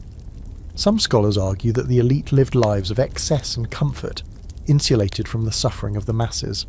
Others point to their chronic illnesses, rigid social structures, and psychological toll of political intrigue. You may have a swan feast on Sunday, but on Monday your brother-in-law accuses you of treason and it's off to the tower with your wine-stained doublet. You pass through the great hall where the noble guests are assembling and catch a glimpse of their world. The women's gowns shimmer with gold thread. The men wear cloaks lined with fur and shoes that haven't seen mud in months. They sip from glass goblets and complain about how the wine is too sour this year. You would sell your teeth, well, the ones you have left, for a spoonful of their leftovers. But behind the scenes, it's chaos. Servants running, fires roaring too hot, spilled gravy everywhere, one scullery boy crying because he burned his hand and no one cares. You're handed a pail of slop and told to dump it where the pigs won't find it, which you assume means nowhere within a 2-mile radius. After hours of labour and almost dropping the jelly deals, twice, you're finally dismissed. No coin, just a grunt and a scrap of burnt pastry that tastes vaguely like meat and regret. You stumble out into the cold night, exhausted, your back aching, and your ears ringing with snatches of noble laughter that sound suspiciously like cruelty in disguise. Back in your straw pile, you collapse. The house is already asleep. The pig is snoring. Someone is muttering in their dreams about apples. You close your eyes, stomach growling, heart still hammering. You've touched a little bit of noble life today, and all it's done is convince you of one thing. You don't want to be rich here either. Because in Tudor England, being poor gets you whipped. But being rich, that gets you watched. You wake up wheezing. Not just because of the pig snoring directly into your ear, or the fact that someone's cooking what smells like boiled leather over a smoky fire, but because your nose and throat have finally decided to revolt. Every breath feels like it's coated in chalk dust and despair. Your eyes burn, and when you sit up, you notice a fine grey film covering everything in the room. The rushes, the cooking pots, your tunic, the pig, smoke again, because in Tudor England, if something's not trying to kill you, it's probably trying to catch fire. The hearth in the centre of the room is smouldering from the night before. There's no chimney, of course, just a hole in the thatched roof where smoke is supposed to rise, but today the air is heavy and still, and the smoke's just lingering. You wave a hand in front of your face and cough, which prompts the girl next to you to groan and roll over into a pile of still smouldering rushes. No reaction, this is just life now. You step outside for air, eyes watering, and it hits you. The whole village smells like it's halfway through burning itself down. The baker's chimney is belching black plumes. A small cooking fire near the market square is already creeping too close to someone's thatched wall. And you're now hyper-aware that the entire town is made of timber, straw and dried regret. You could sneeze too hard and set off an inferno. Time for your historical fact of the day. Tudor towns were notorious fire hazards. Most houses were timber-framed with walls stuffed with wattle and daub, basically woven sticks and mud. The roofs were thatched, the floors were strewn with rushes, and open flames were used for light, heat and cooking. The Great Fire of London in 1666 gets all the headlines, but fires wiped out smaller towns constantly. There were no fire brigades. If your neighbour's house caught fire, your job was to scream and hope the wind wasn't blowing your way. You notice someone down the lane sweeping ash off their front step like it's no big deal. Another villager pours a bucket of water near their doorway, not to clean, just to keep the dry ground from spontaneously combusting. The thatcher you met last week is still going door to door, offering to patch worn roofs. His pitch? It's cheaper than watching your children burn. You're starting to believe him. Back inside, someone is adding fresh rushes to the floor. Not because it makes anything cleaner, but because they mask smells and soak up everything from soup spills to urine. What they don't soak up? Hot embers. The woman drops one from the hearth and you all sit there, watching it smoulder quietly in the rushes for a full 5 seconds before someone lazily kicks dirt over it. Crisis averted. Barely. Here comes your quirky fact. Some wealthier Tudor homes used scented rushes, dried herbs and flowers mixed into the floor to perfume the air. Lavender, marjoram, chamomile. Sounds lovely, right? Except when one of those dried herbs becomes the fuse that lights your entire bedroom on fire. You step out again, anxious to escape the indoor smog, and wander toward the alehouse. It's early, but people are already drinking. Not to celebrate anything, just to dull the nerves. There's a man with no eyebrows sitting near the hearth, telling a story about how his last house went up like a dry chicken. You don't ask questions, you just nod and sip the smallest cup of beer you can afford. As you sit, someone nearby starts talking about the candle tax. That's right, candles are taxed. So are firewood and coal. which means the poorest people in town often rely on whatever they can scavenge. Dung, wet branches, old bits of fabric dipped in grease. You glance over at the hearth and realise the logs burning there are probably not logs at all. Something smells suspiciously like shoe leather and sadness. Here's your scholarly debate. Were the Tudors truly careless with fire, or just outmatched by their own environment? Some argue that the use of hearths and rushes was born from necessity, and people were actually quite cautious, given the tools they had. Others point to constant town ordinances about fire prevention, chimney inspections, and fines for letting your roof catch sparks. If they were being careful, it wasn't working very well. You wander past the baker's shop and peer inside. The oven glows hot, massive and domed, fed with wood and sheer faith. The baker wipes sweat from his brow with a soot-covered sleeve and yells at his apprentice for stacking the logs too close. "Do you want to die today, Thomas?" he bellows. Thomas looks unsure.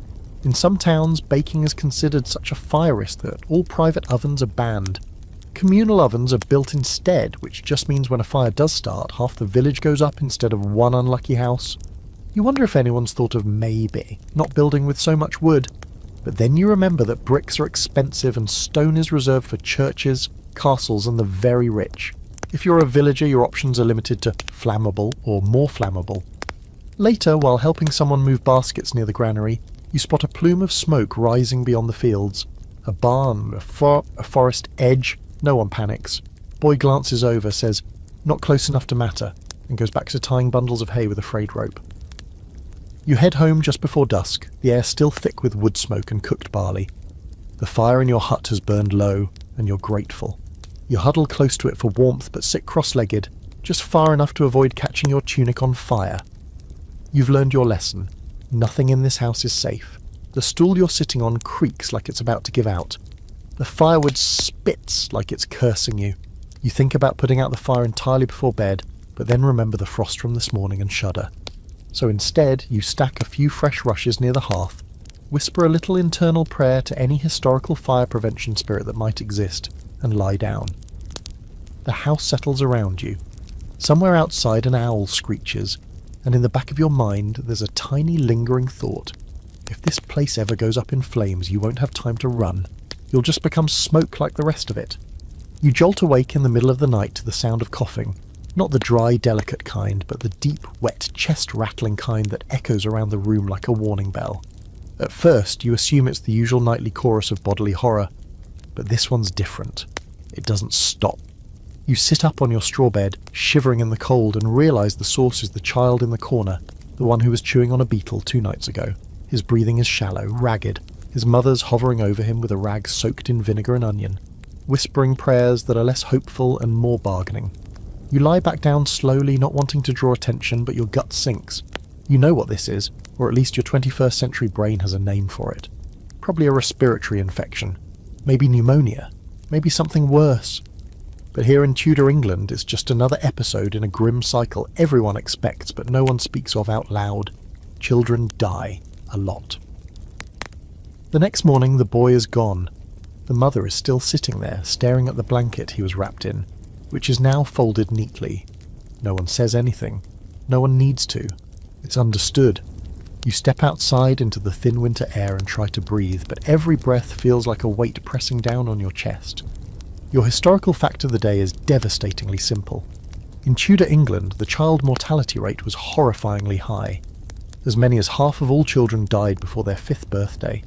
Illness, malnutrition, accidents, bad water, colder winters, superstitious treatments. Pick a reason. The deck was stacked against them.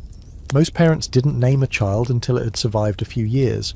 Some reused the names of dead siblings. Loss was constant, so was silence. You wander toward the churchyard, pretending you're just going for a walk, but really just following instinct. You find a small wooden box being lowered into a shallow grave. No ceremony, no priest. Just 2 villagers and a shovel. You're about to speak. Something, anything, but your mouth stays shut. What would you even say? That you're sorry? That it's unfair? Everyone knows that already. There's nothing new in grief here. It's just part of the weather. Back at the house, no one mentions the child. The room is quieter, but not reverent. Just emptier. The remaining children still wrestle and pick at their food. Life continues, unbothered by your discomfort, There's no mourning period, no black clothes, no casseroles. You're not sure if it's strength or numbness. Probably both. Here's your quirky, heart-wrenching fact. In some Tudor households, families would keep wooden dolls or cloth bundles in the cradle after a child died, to preserve the habit of rocking, to fill the awful silence, or, according to some accounts, to ward off evil spirits from taking another one too soon. Imagine a grief so large you keep pretending the baby's still there just to survive it. You get pulled into helping haul buckets of water from the river, and while trudging along the muddy path, you overhear two women talking about the midwife who delivered too many dead babies last month. They wonder aloud if she's cursed. One of them suggests she might be a witch, again. The other shrugs and says, maybe she just works too close to the devil's business. Here's your scholarly debate. Was Tudor society numb to child loss, or did they just express grief differently? Some historians argue that the high mortality rate forced people to emotionally distance themselves from their young children, waiting to attach until they had a better chance of surviving. Others suggest the grief was as real and raw as ours today, but expressed through ritual, quiet acceptance, and religious surrender rather than open anguish. Letters from the time speak of heartbreak, guilt, and prayers for mercy, but rarely show what we'd call visible mourning. You return to the house at midday and notice the baby's blanket is gone. Someone's taken the extra fabric and started patching a torn smock with it. Nothing is wasted, not time, not food, not even the things we associate with death. You wonder if anyone even remembers the boy's name, or if he had one. In the corner, the same child who was playing with beetles has started coughing too. Not the deep, rattling kind yet, but enough to make you wince. You watch his mother instinctively place a hand on his forehead, frown, and go back to cutting onions. That's it. That's the medical checkup. That's all they can do. The mood in the house is subdued, but not still. Chores continue. Dinner is cooked. The pig is fed. Someone has to boil water. Someone else collects firewood. And the old woman starts stirring a pot of something that smells like licorice and fear. Horehound tea, probably. The Tudor version of Dayquil. You help fetch more rushes for the floor and try to keep your breathing shallow. Every time someone coughs, your heart skips. Is it contagious? Is it just smoke? Are you next?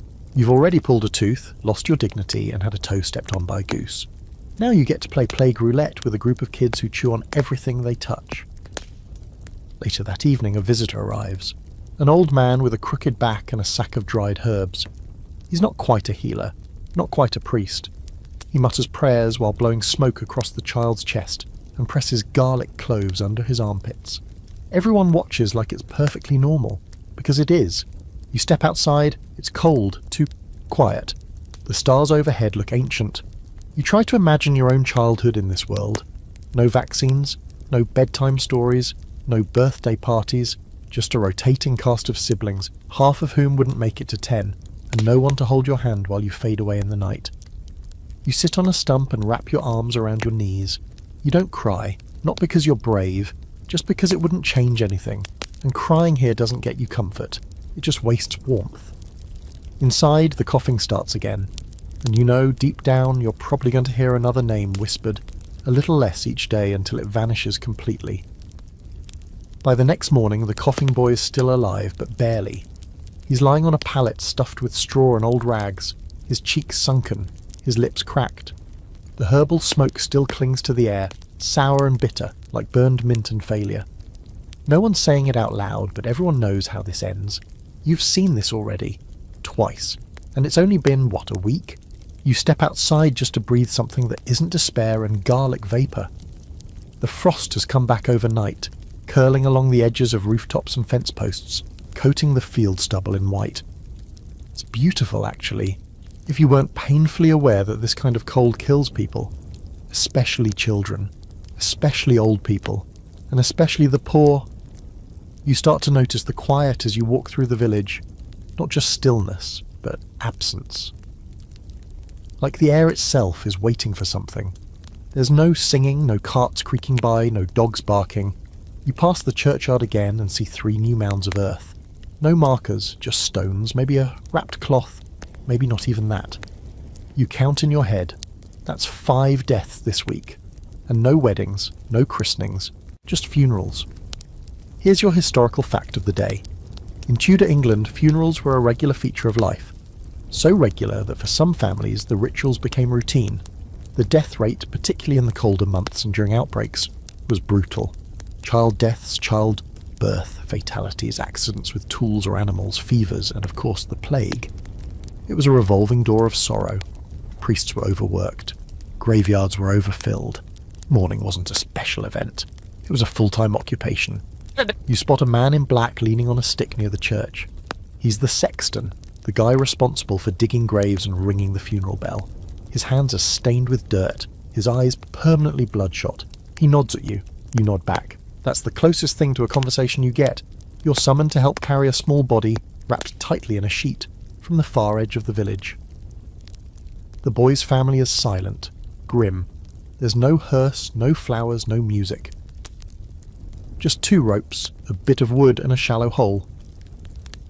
The vicar mumbles something from a damp, curling page. You catch a few words, ashes, mercy, rest, but they blur together. The moment's over as quickly as it began. The grave is filled in, a stone is placed, life moves on. Here's your quirky fact. Many Tudor burials included a sprig of rosemary tucked into the hands or laid on the body. It symbolised remembrance. But in poorer families, when rosemary wasn't available, they used whatever herbs they could find, thyme, sage, or just a bit of wintergreen if it grew nearby. Death had to be scented just a little to make it tolerable. You return to the house, where the boy who'd been coughing is now miraculously sitting up, sipping warm ale and sweating profusely. His mother says it's the garlic that did it. The herbalist says it was his strong blood. You say nothing because you're just relieved. Someone made it through, but that relief is short-lived. That afternoon you're told there's another funeral. This time a woman, young, newly married, died in childbirth. The baby too. No names, just another anonymous loss in a pile of anonymous losses. That night, over weak stew and stale bread, the conversation turns toward ghosts. Not metaphorical ones, actual ghosts. The ones that, according to your housemates, whisper in the rafters or tug on your sleeves while you sleep.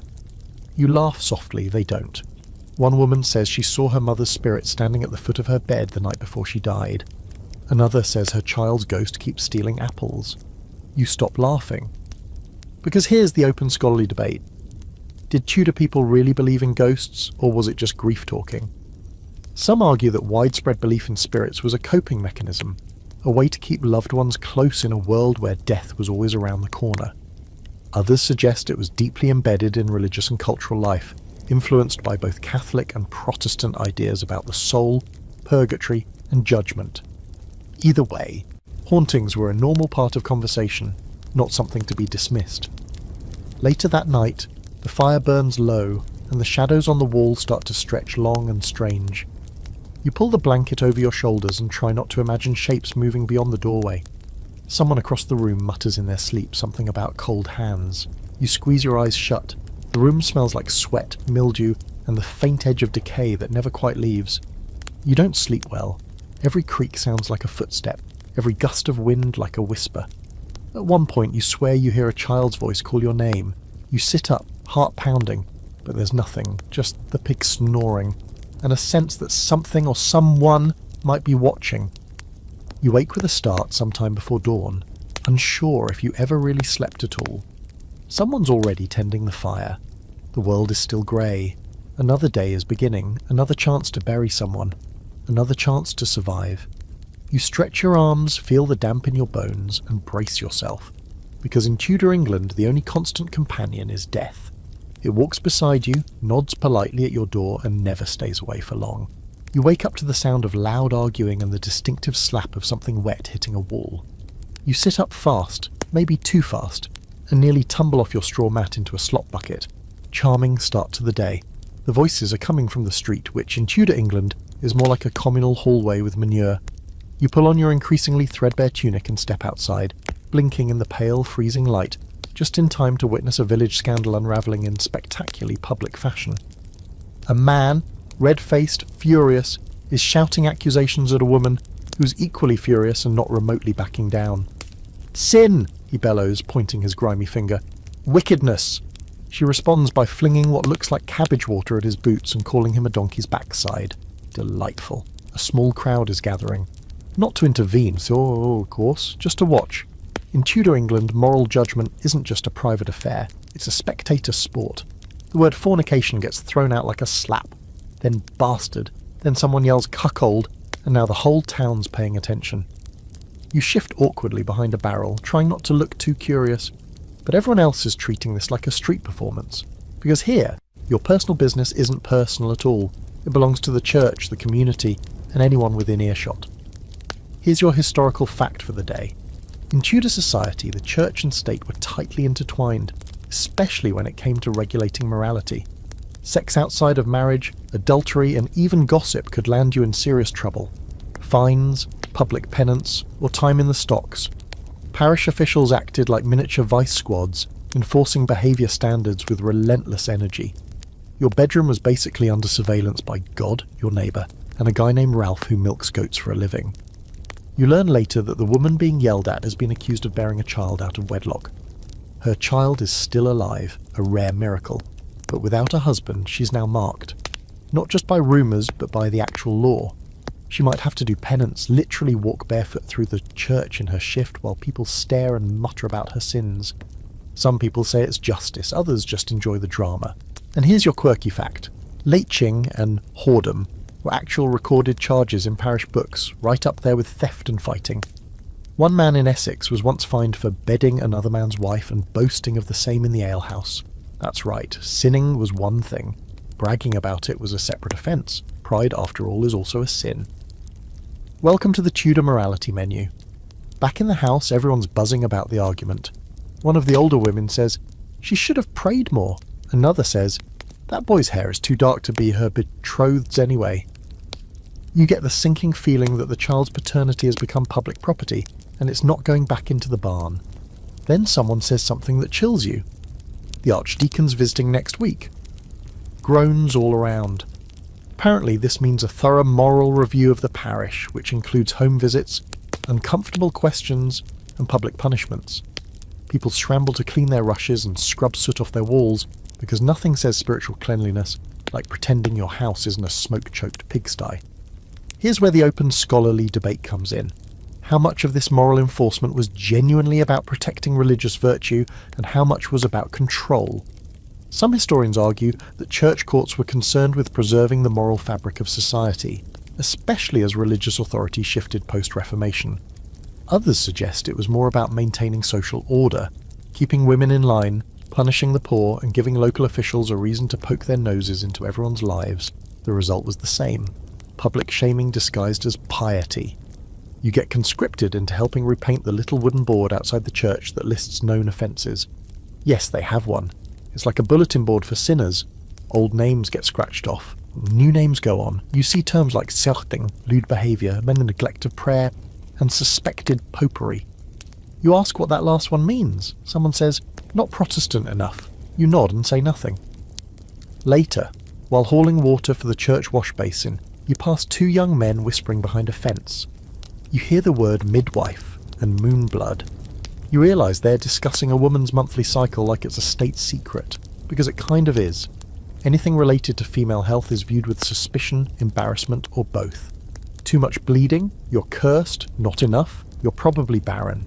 Bleeding during the wrong moon? Clearly the devil's got his finger in it. That evening someone knocks on your door. It's a church warden. He's here to ask questions, personal ones. Have you been attending services regularly? You have. Have you spoken to any travelling strangers? Technically yes, but you lie and say no. Have you ever observed anyone conducting strange acts under moonlight? You pause too long and say you are asleep. The man writes it all down with a goose quill that squeaks every time he presses it to the parchment. His final question: do you live alone? You shake your head fast. Living alone is suspicious. Too much privacy? Must be hiding sin, or a Catholic, or worse. You slump back onto your straw after he leaves, your heart pounding. You realise that here your soul isn't your own. It belongs to the community, to the church, to every nosy neighbour who squints at you over their pew and wonders if your tunic is a bit too tight. And what about the woman from earlier? You hear she's been ordered to do penance next week. Barefoot, public, chanting psalms as people throw stale bread and muttered insults. Her crime? Survival in the wrong context. You think about the man who fathered the child. No punishment for him. He's already boasting at the alehouse. As you drift off to sleep that night, someone in the room says, "The sins of the flesh never stay buried." Someone else mutters, "Unless you marry fast." You roll over and stare at the wall. You've got no spouse, no plan, and you still have that modern sense of privacy that feels more alien here by the day. In Tudor England, sin isn't something you do. It's something they catch you not hiding well enough. You're halfway through chewing a chunk of cold pottage when the first wisp of smoke slithers across the ceiling. You think nothing of it at first, smoke is just part of the air here. But then someone shouts, and you feel the room tilt into panic. The fire. It's the fire. Again. Except this time it's not the cosy little hearth behaving badly. It's the pile of rushes near the door, now fully ablaze, sending up a bright orange wall of chaos. You drop the wooden spoon, slam your foot into a bucket of dirty water and hurl it onto the flames. It doesn't help much. Someone else grabs a blanket, starts beating at the fire like it insulted their mother. The whole room fills with a sharp, acrid smoke that stings your eyes and scrapes your throat raw. People are shouting, the pig is screaming, you're choking. It's all happening too fast and not fast enough. Outside, bells ring, someone pounding a metal pot with a stick. The fire alarm, Tudor edition. You burst out the door and immediately realise how bad it is. Sparks are drifting, leaping onto nearby thatched roofs like joyful little murderers. People are running with buckets from the well, yelling names, trying to beat the flames with cloaks and sticks and prayers. There's no organised response, no fire department, just chaos, desperation, and wet sacks. Here's your historical fact. In Tudor England, fires were a constant deadly threat. Entire towns could burn in a single night, and there were no fire brigades or emergency services. If your house caught fire, you hoped the wind didn't take it to the neighbours. That was the extent of the plan. Laws were eventually passed requiring ladders and water barrels to be kept in homes, but most of the time those precautions amounted to yelling louder and hoping someone had a bucket. Back inside, someone's managed to smother the indoor blaze with dirt and ash, but now the house smells like scorched pig hair and panic. You're coughing so hard your ribs hurt, and when you stumble outside again, you can see a row of houses down the lane with little fingers of smoke curling from their eaves. One of them is gone entirely, just blackened posts and steam rising from what used to be a roof. People are crying. Others are already scavenging, dragging out half-burned furniture, melted pots, charred loaves of bread. There's no insurance. No aid fund. If your house burns down in Tudor England, your best hope is that your neighbours feel guilty enough to let you sleep in their loft until they forget you're there. Here's your quirky fact. It wasn't just homes that burned. Inns, stables, and even jails regularly went up in flames.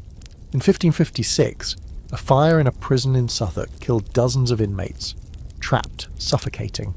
In some cases, jails burned with guards locking the doors behind them. Fire was a punishment, a tool of execution, and sometimes just an accident that got too confident. You help form a line to pass water from the well shoulder to shoulder with people who'd never spoken to you before. There's no small talk, just panting and passing and splashing. One bucket slips, you get soaked. No one reacts. The air is thick with smoke and steam, and every gust of wind could mean another outbreak. It takes hours, but the fire finally dies. The ash keeps floating for much longer. Everyone's blackened, wheezing, filthy. There's no applause, no heroism, just raw survival. You wipe your forehead with a rag and realise it's left a streak of soot across your face. You look like something halfway between a chimney sweep and a nightmare. That night, the village is quiet in a new way. Shell-shocked. No alehouse songs, no chickens clucking. Just the occasional crack of a burned beam collapsing into itself. People sit outside what remains of their homes, staring into the dark, some weeping, some just too tired to react. You hear someone whisper, "That's the third this year," and someone else mutter, "Should have listened about the thatch." Now here's the scholarly debate. Did Tudor towns ever seriously address their fire risk, or did they just accept it as fate? Some argue there were repeated efforts to improve construction, moving from thatch to tile, regulating firewood storage, enforcing chimney maintenance. Others point to the constant recurrence of fires as proof that most preventative efforts were symbolic, underfunded, or ignored. Ultimately, change came slowly, and only after large-scale disasters forced reform. Back in the house, your house miraculously spared. You watch your host family peel off their outer clothes, pat out embers from cloaks, and pass around a cracked jug of ale like it's holy water. The little girl who used to sleep near the hearth is now curled up beside the pig, clutching a singed rag doll that smells like charcoal. Someone finally speaks. "It started at the Coopers," a man says. "Left the fire on while fetching wood." Another nods. "Could have been worse." And somehow they mean it. Because in this world, there's always worse. You lie down on your mat, throat raw, eyes still burning. You close your eyes, but the smoke lingers in your nose, your hair, your mind. You try not to imagine waking up to fire licking the rafters. You try not to picture everyone you know running barefoot into the cold with nothing but a wet cloth over their face. But the truth is, you're never safe here. The fire's always waiting. It sleeps under the hearth, behind the walls, inside the rushes. And one bad moment, one careless spark, one stiff wind, and it's all gone. So tonight, you sleep lightly, and you dream of smoke. You wake up coughing again, but this time it's not smoke clawing at your lungs, it's cold. That sharp, unforgiving kind of cold that slices right through the layers of wool you sleep in and settles into your joints like it's paying rent. Your breath fogs in the stale morning air, and you pull your blanket tighter, which is basically just a damp wool sheet with big dreams. There's ice in the wash basin. Ice inside the house. The pig looks at you with a shared understanding. Survival here is not about thriving. It's about not dying right now. You step outside and the frost bites at your face immediately. The ground is hard as stone. Your breath comes in clouds. It's mid-morning, but the sun's barely making a dent. The air smells faintly of burned wood, manure, and frozen despair. The kind of winter where even your bones feel brittle. Today you're learning the joys of Tudor England's favourite meteorological punchline, the Little Ice Age. Your historical fact of the day. From roughly the 14th to the 19th century, Europe experienced a period of cooling now known as the Little Ice Age. In England, it meant shorter growing seasons, freak snowstorms in May, and rivers that froze solid enough to hold festivals, at first charming, then catastrophic. In Tudor times, this translated into failed crops, rising food prices, and a whole lot of blaming witches for the frost. You make your way to the village square, and everything looks like it's been dipped in powdered sugar, picturesque, if you ignore the dying animals and the people crying softly into their sleeves. The well is frozen. A woman is breaking the ice with a hammer.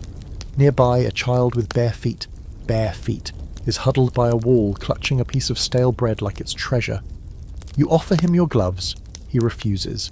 Pride runs deep even when your toes are purple. You walk past a field that should be green by now, but it's grey and crunchy. The cabbage crop is a write-off. You hear someone mutter about bad humours in the sky and nod solemnly, like that's a scientific explanation. The village herbalist blames an imbalance of the moon. The blacksmith says it's the king's sin. The priest blames laziness and the failure to tithe. You just blame the weather. Here's your quirky fact. During colder winters, Londoners held frost fairs on the frozen River Thames. Tents, puppet shows, bear baiting, and even temporary pubs were set up on the ice. One year, they roasted an ox on the river. It sounds festive until the ice cracked and people fell through. So yes, Tudor winter entertainment included gambling your life for a meat pie and a song. You shuffle back to the house where everyone is huddled around the hearth like moths around a dying candle. The fire is low, wood is scarce. So is coal, unless you're lucky enough to live near a mine or know someone who doesn't mind looking the other way. One of the older women says, "We're down to peat." You ask what that means. She points to a stack of brown bricks that smell suspiciously like swamp and disappointment. You burn it anyway. The stew tonight is mostly water, with a hint of turnip and something that might once have been a bone. You chew slowly and pretend it fills you.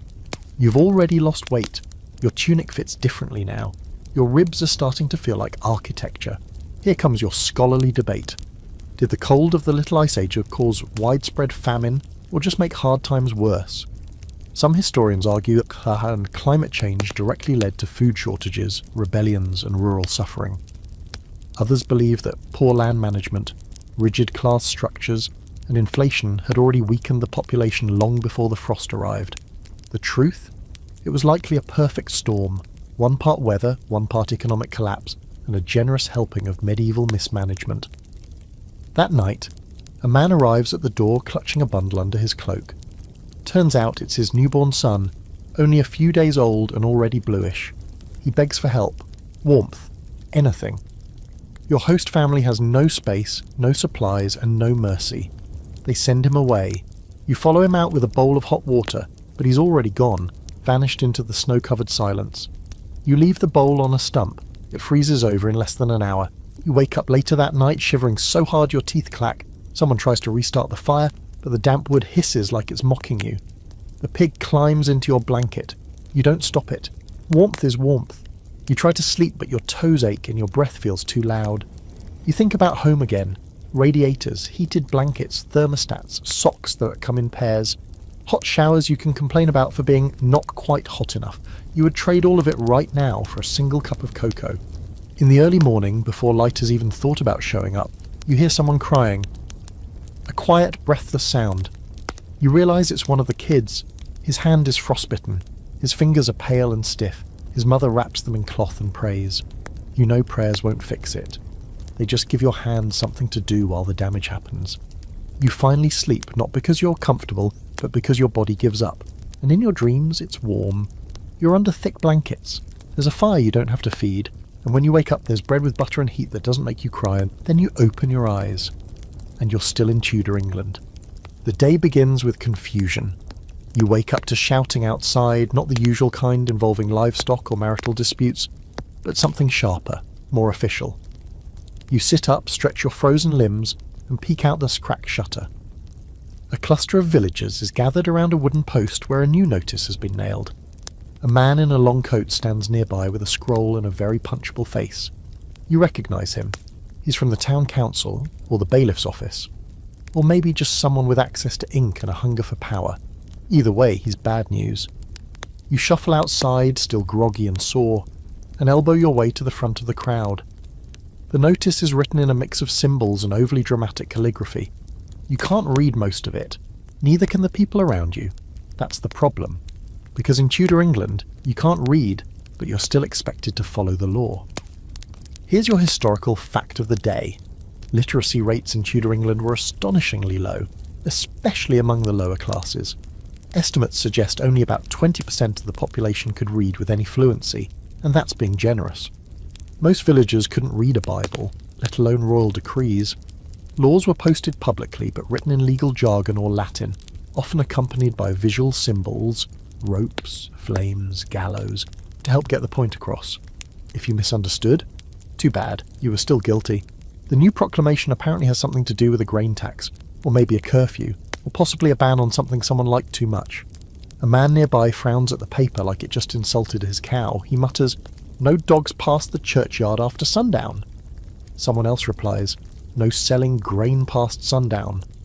Another whispers, "No talking about grain after sundown." No one agrees, no one knows, but everyone is now vaguely terrified they'll accidentally break it. You watch the man who posted it walk away with that smug Tudor bureaucrat air, the kind that says, "I'll be back to arrest someone random just to keep the fear alive."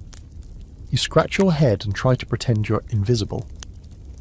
Later that morning, you're told to help patch a thatched roof, and you're pointed toward the storehouse. You nod and wander that way, only to be stopped by a young woman in an apron, who asks, "Did you get leave to walk that direction?" You blink. "There's a rule about where I can walk now," she shrugs. "Dunno, probably." And just like that, you're paralysed. In this world, ignorance of the law is no excuse. It's a trap. And you're in it. Here comes your quirky fact. In an effort to educate the people, some towns used crier services. Basically, a guy who shouted news and rules from the steps of the church or marketplace. The problem? If you weren't there to hear it, you were still bound by it. Fell asleep during the announcement? That's your fault. Didn't speak the dialect. Tough luck. Not paying attention because you were bleeding from your foot and dizzy with hunger? Sucks to be you. You try asking your housemate what the sign actually says. She shrugs. Something about foreigners? That makes you freeze. You? Technically a foreigner in the worst way. The kind who doesn't know the customs, the calendar, or the 10 different words for illegal. You've tried to stay quiet, blend in, act confused just enough to seem harmless. But if this law is about people like you may be in serious trouble. You retreat into the barn for a bit, under the pretense of fetching firewood, and take a minute to breathe. You remember reading once that the Tudors loved their laws so much. They created hundreds every year, most of them so specific and convoluted no one could keep up. Wearing the wrong colour, fine. Using the wrong fabric, double fine. Walking on the wrong side of a noble's horse could land you in stocks. It's like playing an endless game of Calvin ball. But the stakes are jail time or corporal punishment. Here's your scholarly debate. Was the complexity of Tudor law intentional, a tool to keep the lower classes fearful and easily controlled? Or was it simply a product of a rapidly changing society, growing bureaucracy, expanding trade, shifting religious alliances that overwhelmed even its own enforcers? Historians are divided. Some view it as a calculated power move, others argue it was more accidental chaos than deliberate oppression. Either way, the result was the same: fear, confusion, and a lot of people punished for things they never knew were crimes. You return to the house and try not to look suspicious. A woman is sewing in the corner, muttering about her husband being fined for having 2 knives. "One for food, one for work," she grumbles. How's that sinful? And you sit near the fire and pretend to clean your boots while your mind spins. Maybe that's what the poster said. Something about weapons. Or maybe it's about Sabbath violations, or improper gathering of firewood. You were definitely gathering firewood earlier. Are you in violation now? You eat your dinner, more turnips, less flavour, and wonder how anyone here makes it to adulthood without getting fined into oblivion. The answer? They probably don't. The family you live with has lost 2 children, one to illness, one to legal troubles, which you now understand to mean a minor offence that turned into a fatal punishment. A missed church visit, a trespass, a look that went too far. As night falls, you hear the town crier again shouting from the square. His voice echoes through the frosty air. "Let it be known, any who fail to observe the hour of rest shall be held suspect." You don't even know what that means. Is it bedtime, curfew, does standing count, sitting, breathing too loud? You retreat into the corner of the house and pull the blanket over your head, heart pounding with frustration and fear. You're not guilty of anything, but that doesn't matter. Not here. In Tudor England, guilt isn't what you did, it's what someone says you might have done. And if you can't read the sign, tough luck. You fall asleep dreaming of paperwork, glowing signs, PDFs, clickable consent boxes, clear expectations. But when you wake up, the sign is still there, and you still can't read it. You think you speak English, right up until someone in the alehouse turns to you and says, "Yon churl clouted his noggin pon yester's eventide, and now he prates like a hedge-born malkin." You blink, nod slowly, smile politely. You understood maybe 3 words in that sentence, and one of them was yesterday. You're not in a Shakespeare play. You're in Tudor England, where the language is English in name only, and sounds like someone trying to speak modern slang while underwater and being punched in the throat. Welcome to the ultimate linguistic betrayal. You know the language, or thought you did, but now it's turned on you.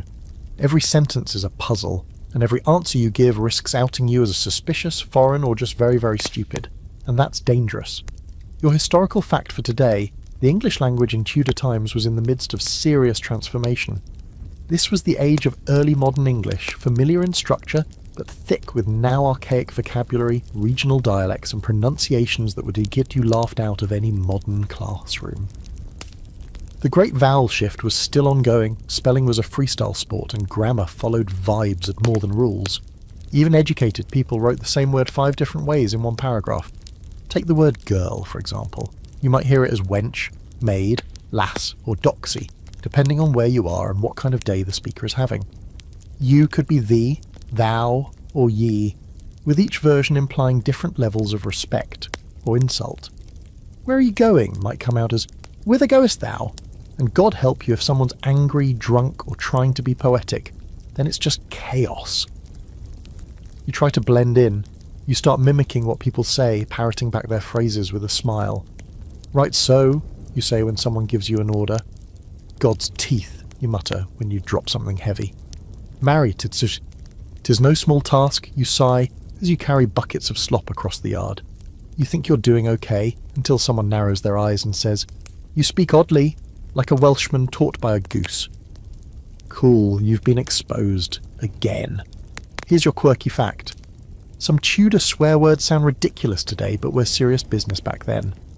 God's wounds, by a lady, and zounds. were considered blasphemous oaths invoking divine parts of Jesus or the Virgin Mary. Dropping one of those in the wrong company could land you in church court. And yes, people were actually fined for cursing too colourfully. Meanwhile, calling someone a scullion or a dunghill was just regular Tuesday talk. Back at the house, your host family keeps giving you looks. You think you're being polite, but maybe you've accidentally called someone's aunt a goat. The older woman says you mumble like a half-witted priest, and the man keeps muttering under his breath about foreign nonsense. You decide it's safer to say as little as possible. You become the quiet helper, the silent bucket carrier, the nod and smile tenant. That works for a while.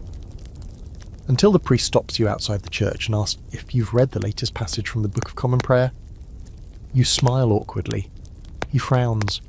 "Speak, boy. What saith the Lord in the psalm of the day?"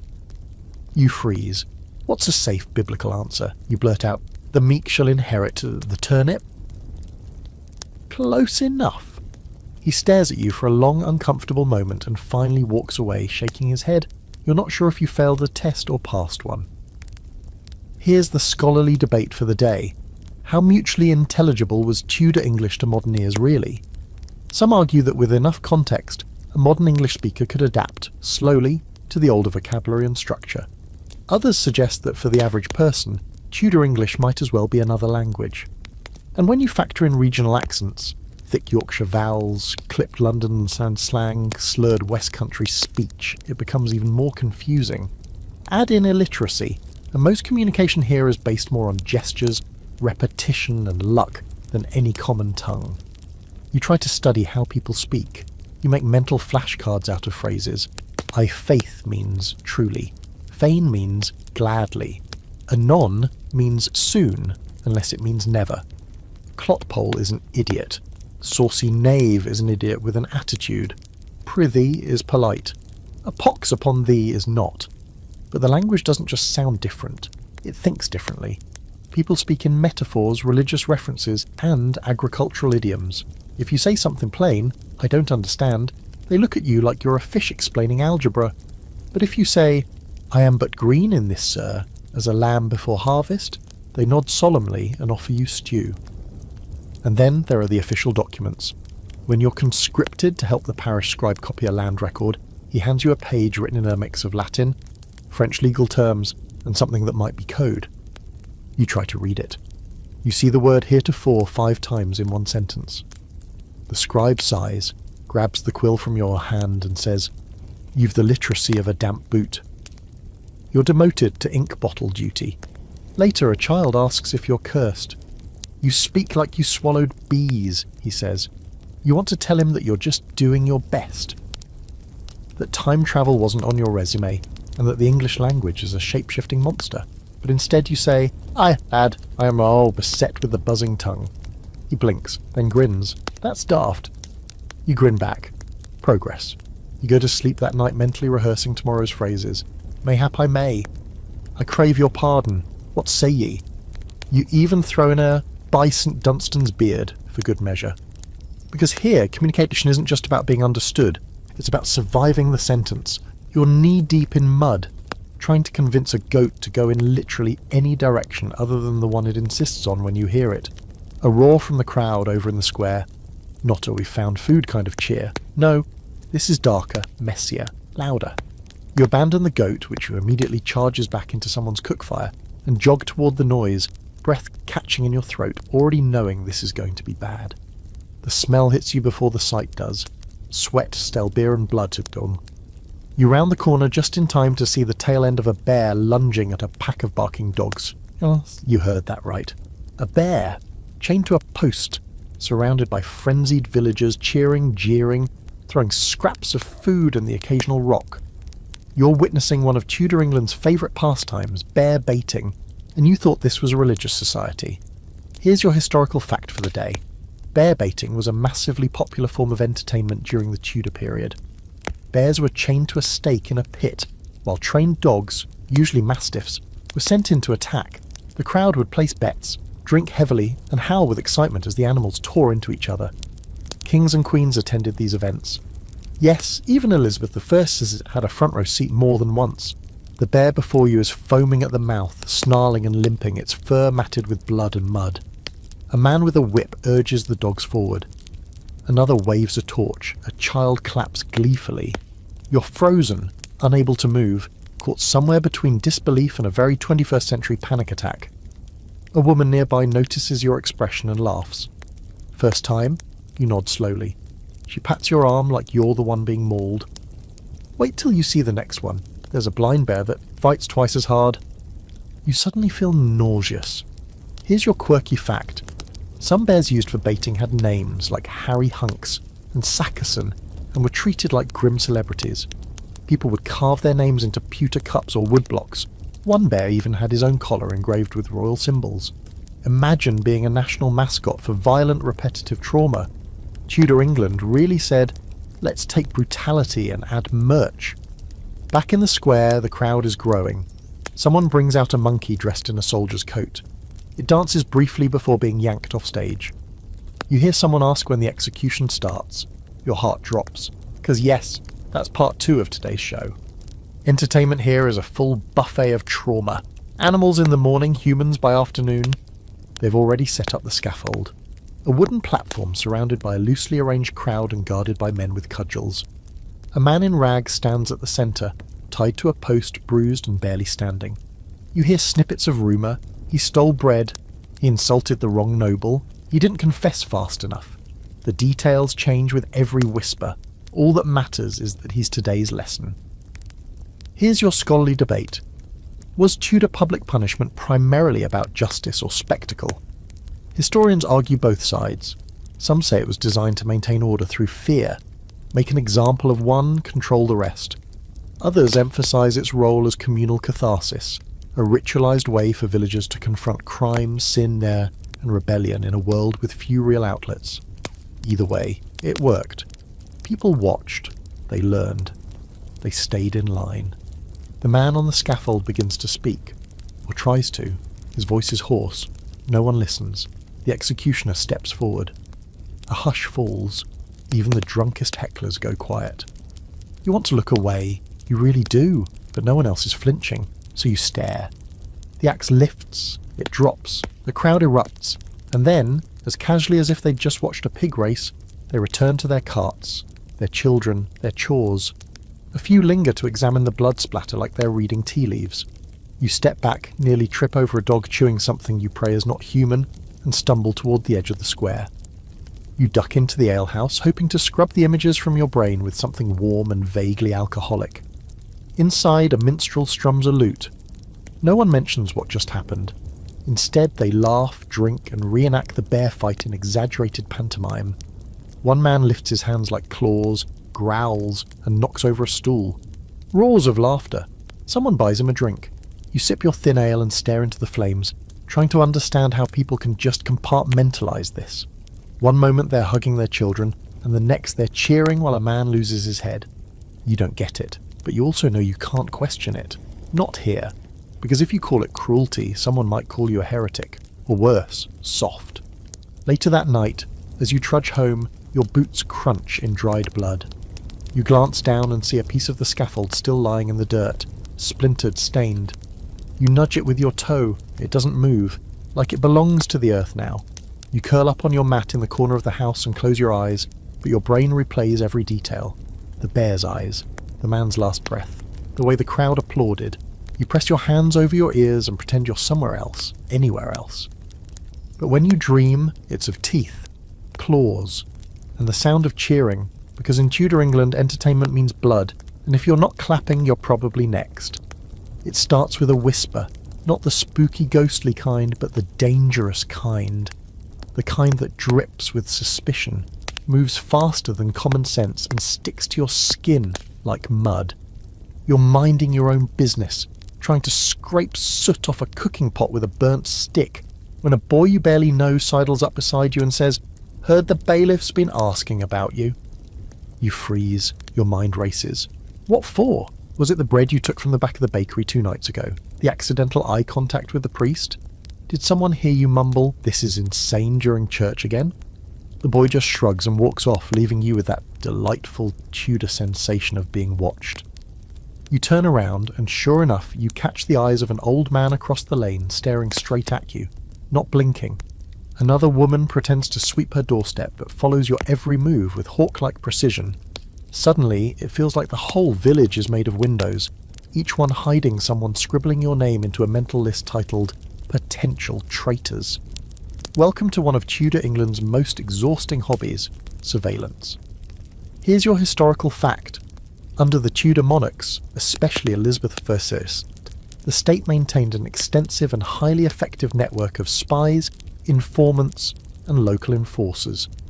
With religious and political tensions boiling just beneath the surface, thanks to constant fears of Catholic plots, foreign invasions, and internal uprisings, every subject of the crown was potentially a suspect.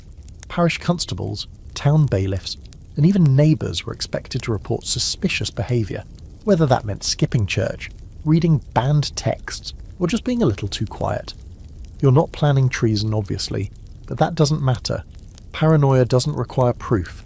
It just needs someone bored enough to tattle, and someone powerful enough to care. You realise very quickly that you can't trust anyone. Not the kids playing in the mud, not the baker's smiling wife, and definitely not the shepherd who talks to his sheep like they're on his payroll. And here comes the quirky fact. Elizabethan spymaster Sir Francis Walsingham once employed over 50 agents across Europe, many posing as merchants or scholars. They used codes, invisible ink, and even messages hidden in shoe soles. And while that sounds like the Tudor version of James Bond, most spycraft was much simpler. Listening in on your neighbour and writing a letter about it. In other words, the Tudor state's biggest asset was gossip. That evening the priest stops by your house. Not unusual. He's been known to make his rounds. But when he smiles and says, "You're settling in well, aren't you?" your stomach twists. He's not here to bless the pig. He's here to listen. Maybe to trick, maybe to trap. You nod politely and to keep your answers short. No, you haven't missed service. Yes, you understand your duties. No, you've never seen the woman who mutters Latin near the forest after dark. You have, but you're not stupid. He lingers. You can feel his eyes on you. Then he says, "We must all be watchful these days. Heresy and sedition wear many faces." He smiles again. It's the worst smile you've ever seen. Then he leaves. You exhale so slowly it feels like your ribs might crack. Here's the scholarly debate of the day. Was the Tudor surveillance state truly all-seeing, or did it rely more on the fear of being watched than actual oversight? Some scholars argue that most people were too busy surviving to worry about rebellion, and the state simply used a few high-profile crackdowns to scare the rest into obedience. Others suggest that the paranoia was very real and very justified, given the actual plots that cropped up throughout Elizabeth's reign. Either way, the result was the same: silence, submission, and constant looking over your shoulder. Later you head to the alehouse, because at least their people are too drunk to care what you say, or so you think.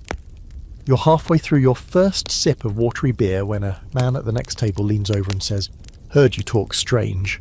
Where's your family from?" His tone is casual, but his eyes are sharp. You give him the safest answer you can think of. "Wiltshire." He nods slowly. "You don't sound like Wiltshire." You lie.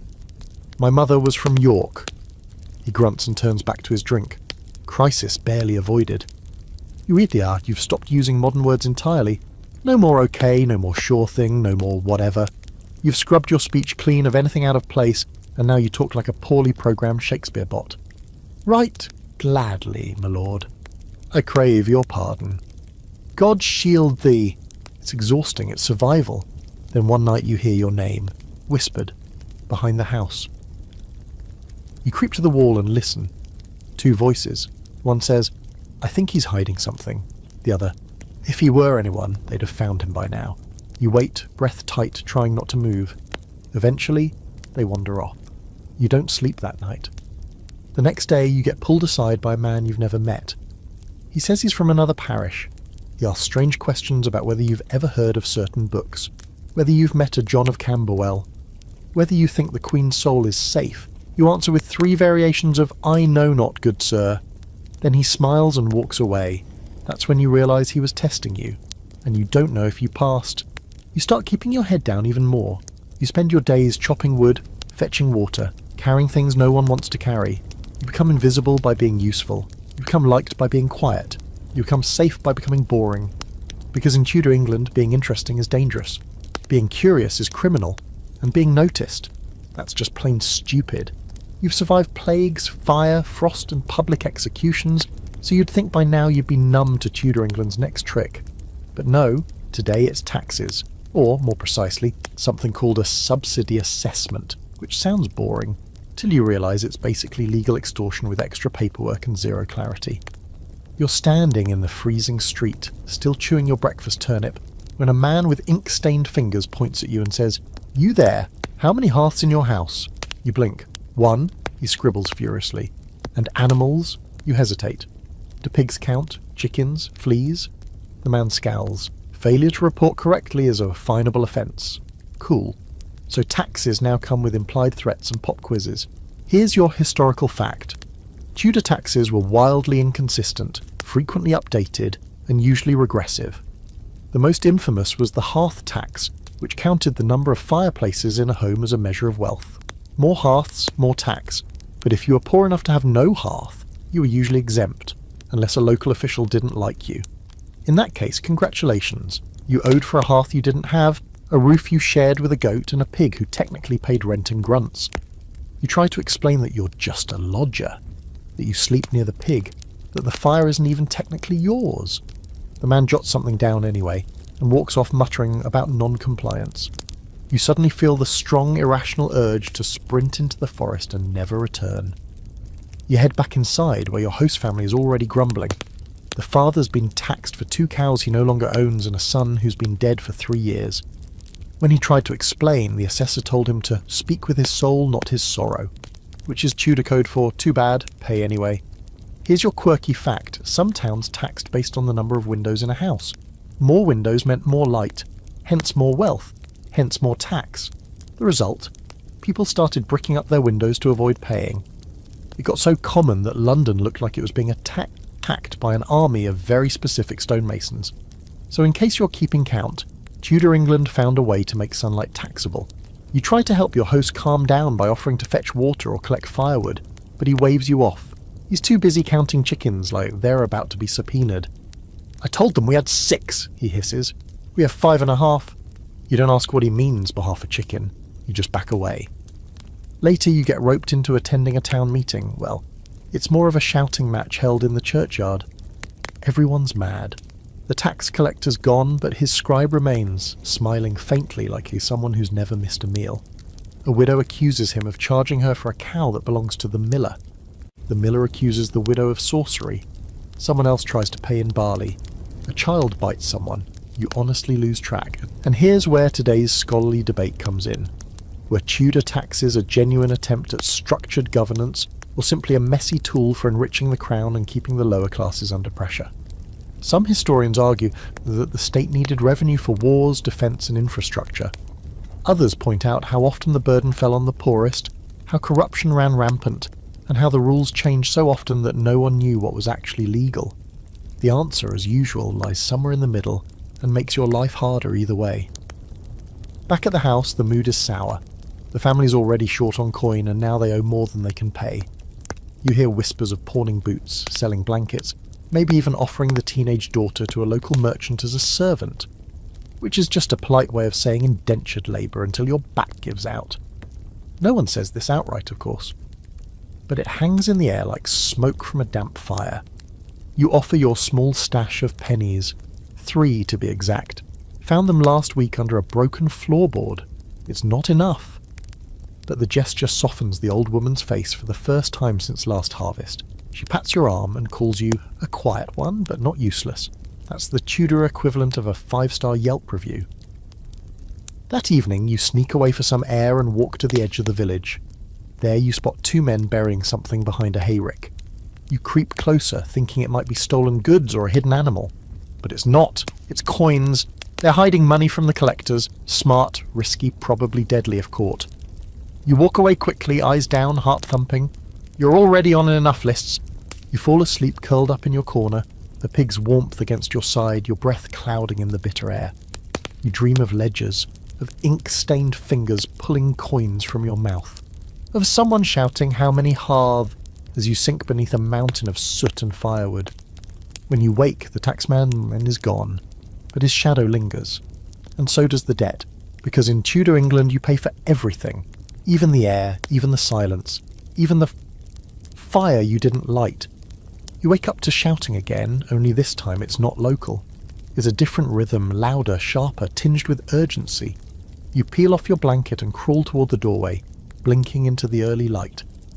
Across the field a rider is galloping into the village, mud flying from the hooves, cloak flapping wildly. Behind him, more riders, armed.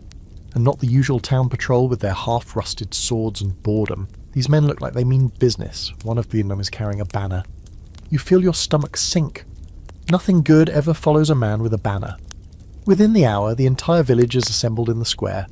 The riders have dismounted, spread out, and are now nailing a fresh notice to the post, one bigger than usual, with a seal of red wax that practically screams, "This is bad news." A man in armour steps forward and begins reading aloud, though half the crowd can't understand a word passed by order of Her Majesty. The gist? War. Again. Or maybe rebellion. Or rumours of rebellion. The notice doesn't say exactly, it's all phrases like raise muster, ready arms, prepare provisions. The villagers around you murmur in growing panic, and already know what this means. The able-bodied men, and anyone else who can swing a weapon, are about to be dragged into another conflict. Doesn't matter where, doesn't matter why, you're going or you're hiding. Here's your historical fact. Tudor England was plagued by the near-constant military tensions. Wars with France, Scotland, Ireland, and even threats of Spanish invasion kept the realm in a near-perpetual state of mobilisation. Men were often conscripted into local militias called trained bands, expected to provide their own weapons and report for duty with minimal notice. Those who refused or tried to flee could face fines, prison, or worse. Your host family is already in a quiet panic. The elder son, barely 17, is pacing in the yard, muttering about hiding in the woods. The father's trying to sharpen a rusted billhook. The mother's wrapping a loaf of bread in cloth and muttering prayers in Latin, which she probably shouldn't, since Latin is now dangerously close to Catholic. You keep your head down. Technically, no one's sure if you're even a citizen. You're not on any rolls, you've never been counted, but that won't protect you. If anything, it makes you more suspicious. The kind of man who doesn't belong is exactly the kind of man who gets volunteered first. One of the riders walks straight up to you and squints. You? Name? You blink. John. It's always John. He narrows his eyes. Where born? You panic. Kent. And he snorts. You're no Kentishman. Sound like a sea slug choking on poetry. He walks off, but you can feel the others watching you now, judging, measuring, wondering if they can offer you up to save themselves. Here's your quirky fact. Some Tudor conscripts were so desperate to avoid service they maimed themselves. Cut off fingers, blinded an eye, faked illness, or hid in manure heaps for days. In one recorded case, a man sewed animal parts into his own shirt to fake a grotesque disease. And honestly, the idea is starting to sound less ridiculous by the minute. Later that day, a makeshift muster is held. The men are lined up and poked by a town official wielding a long stick and a list. Some don't even have weapons. One shows up with a garden hoe. Another has a sharpened walking stick. You're handed a pike that's taller than your entire body and told to stand like you mean it. You do. It immediately falls sideways. The captain glares. Here's today's scholarly debate. Was Tudor England constantly at war, or did the government merely use the threat of war to maintain control? Some argue that the frequency of military activity created a national culture of fear, keeping subjects obedient and grateful for peacetime, even when it didn't exist. Others believe the military demands were genuine but poorly organised, with conscription systems so chaotic that many regions simply ignored orders unless forced. Either way, for the common folk, the result was the same. You got drafted, or you got punished. That night, the fires are low and the house is tense. No one knows if they're leaving tomorrow or next week. No one knows what the cause is. You hear snippets of rumours. Scots crossing the border.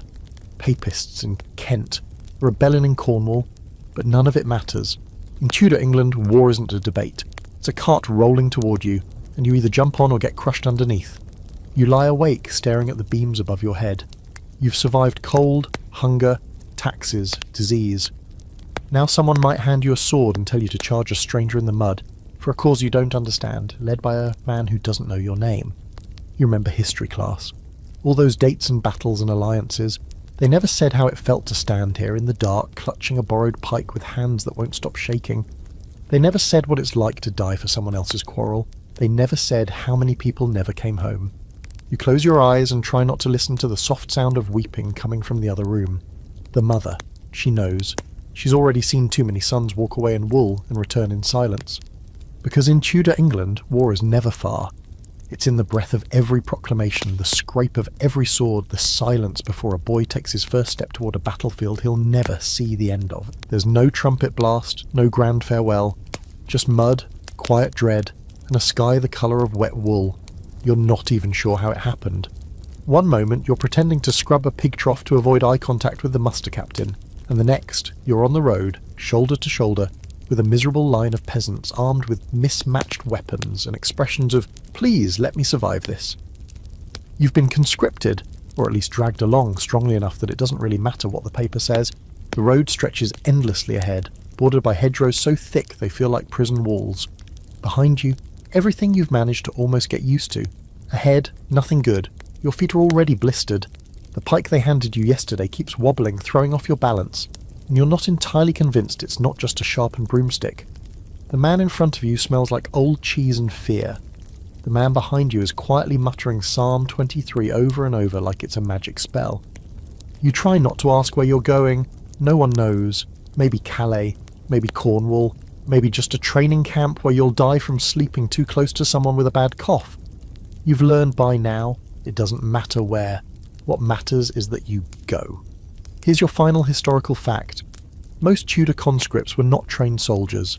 They were labourers, farmers, apprentices, ordinary people handed weapons and thrown into militia bands with almost no preparation.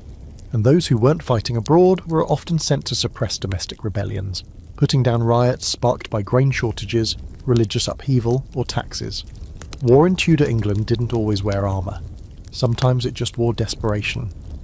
Someone next to you trips and lands face first in a puddle. No one stops to help. You're all too tired. You just keep moving forward because stopping means being noticed.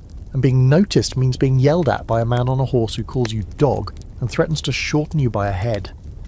You start to fade, physically, mentally. The ache in your legs becomes background noise. The hunger becomes a familiar companion. You learn to walk and dream at the same time, half asleep with your eyes open. In your head, you build imaginary meals: roast chicken, bread with actual butter, an apple that isn't shriveled. You pass villages too small to stop for. You sleep in haylofts, under hedges, once in a ditch.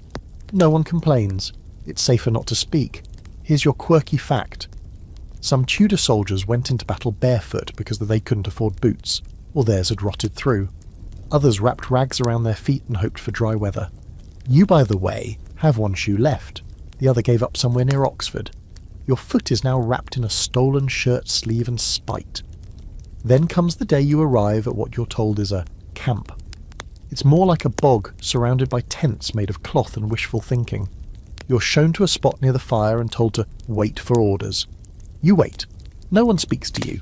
You chew on a piece of hard tack so stale you're fairly certain it predates Christ. You listen to a man cough all night and wonder if it's the plague or just life being life. Now comes your final scholarly debate. Did Tudor England ever care about the fates of its common soldiers? Some historians argue there was a growing sense of national duty. With Elizabeth's first speech at Tilbury, "I have the body of a weak and feeble woman," used to inspire loyalty and courage. Others say most soldiers were cannon fodder, and the crown didn't even bother bearing them properly, unless they wore the right insignia. The truth? Probably somewhere in between. A country that romanticised the glory of war and quietly forgot the names of the men who made it happen. You try to sneak away one night. Just a little walk, you tell yourself, to clear your head, maybe find food, maybe find a way home, but before you make it 10 steps out of camp, you're stopped by a guard with a spear and no sense of humour. He jabs it toward your chest and says, "Deserter?" You shake your head too fast. "Just piss," you mumble. He eyes you, then points into the darkness. "Don't be long, and piss loudly." You do as you're told, you return, you lie down on the frozen ground and stare at the stars, which are the only things that haven't tried to kill you lately. You think of the house you left behind, the pig, the old woman who called you Quiet, but not useless. You think of the cold room, the bad stew, the children, the fear, and somehow you miss it, because now you realise Tudor England never lets you go, not really. Even if you survive the plague and the stocks and the bear pits and the fire, even if you make it through war with both legs and at least half your sanity, even if you outlive the taxes and the laws and the gossip, the truth is, it wins. It wears you down, it scrapes you hollow, it turns you into someone who doesn't dream of better things anymore. Just warmer shoes, just sleep without coughing, just not being picked for anything. You drift off, wrapped in a lice-ridden cloak, half praying for dawn and half praying you don't wake up at all. Because in the end, in Tudor England, no one gets a peaceful ending. Not really. They just disappear, into war, into history, into the soft, unmarked grave of time. So here you are, at the end of it all, or at least what's left of you. You've clawed your way through 25 long, grimy, plague-bitten, soot-covered slices of Tudor England, and somehow you're still breathing, or wheezing, or coughing up something questionable. Either way, you made it further than most, which, let's be honest, isn't saying much. You've seen things: bear-baiting, public executions, tax extortion, war, fire, starvation, and one very judgmental pig. You've heard church bells used more for fear than faith.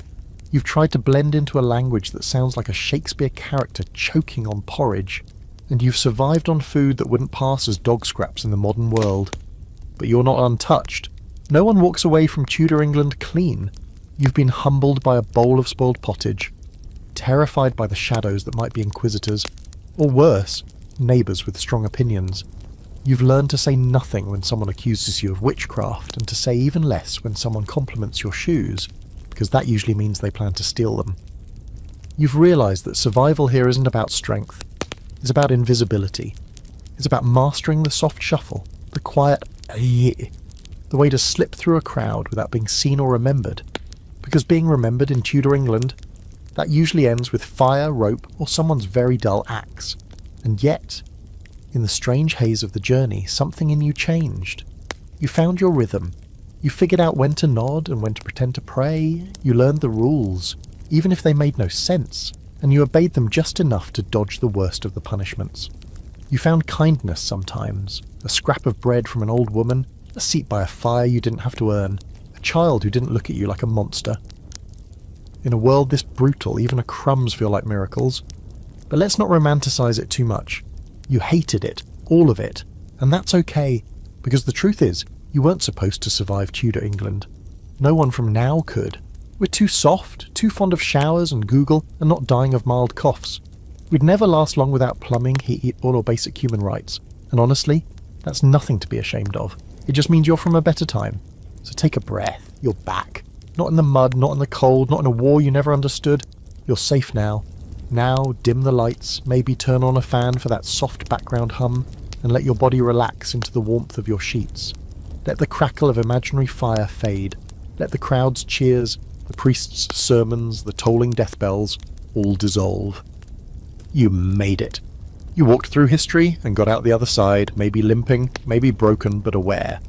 Tudor England didn't want you to survive, but you did.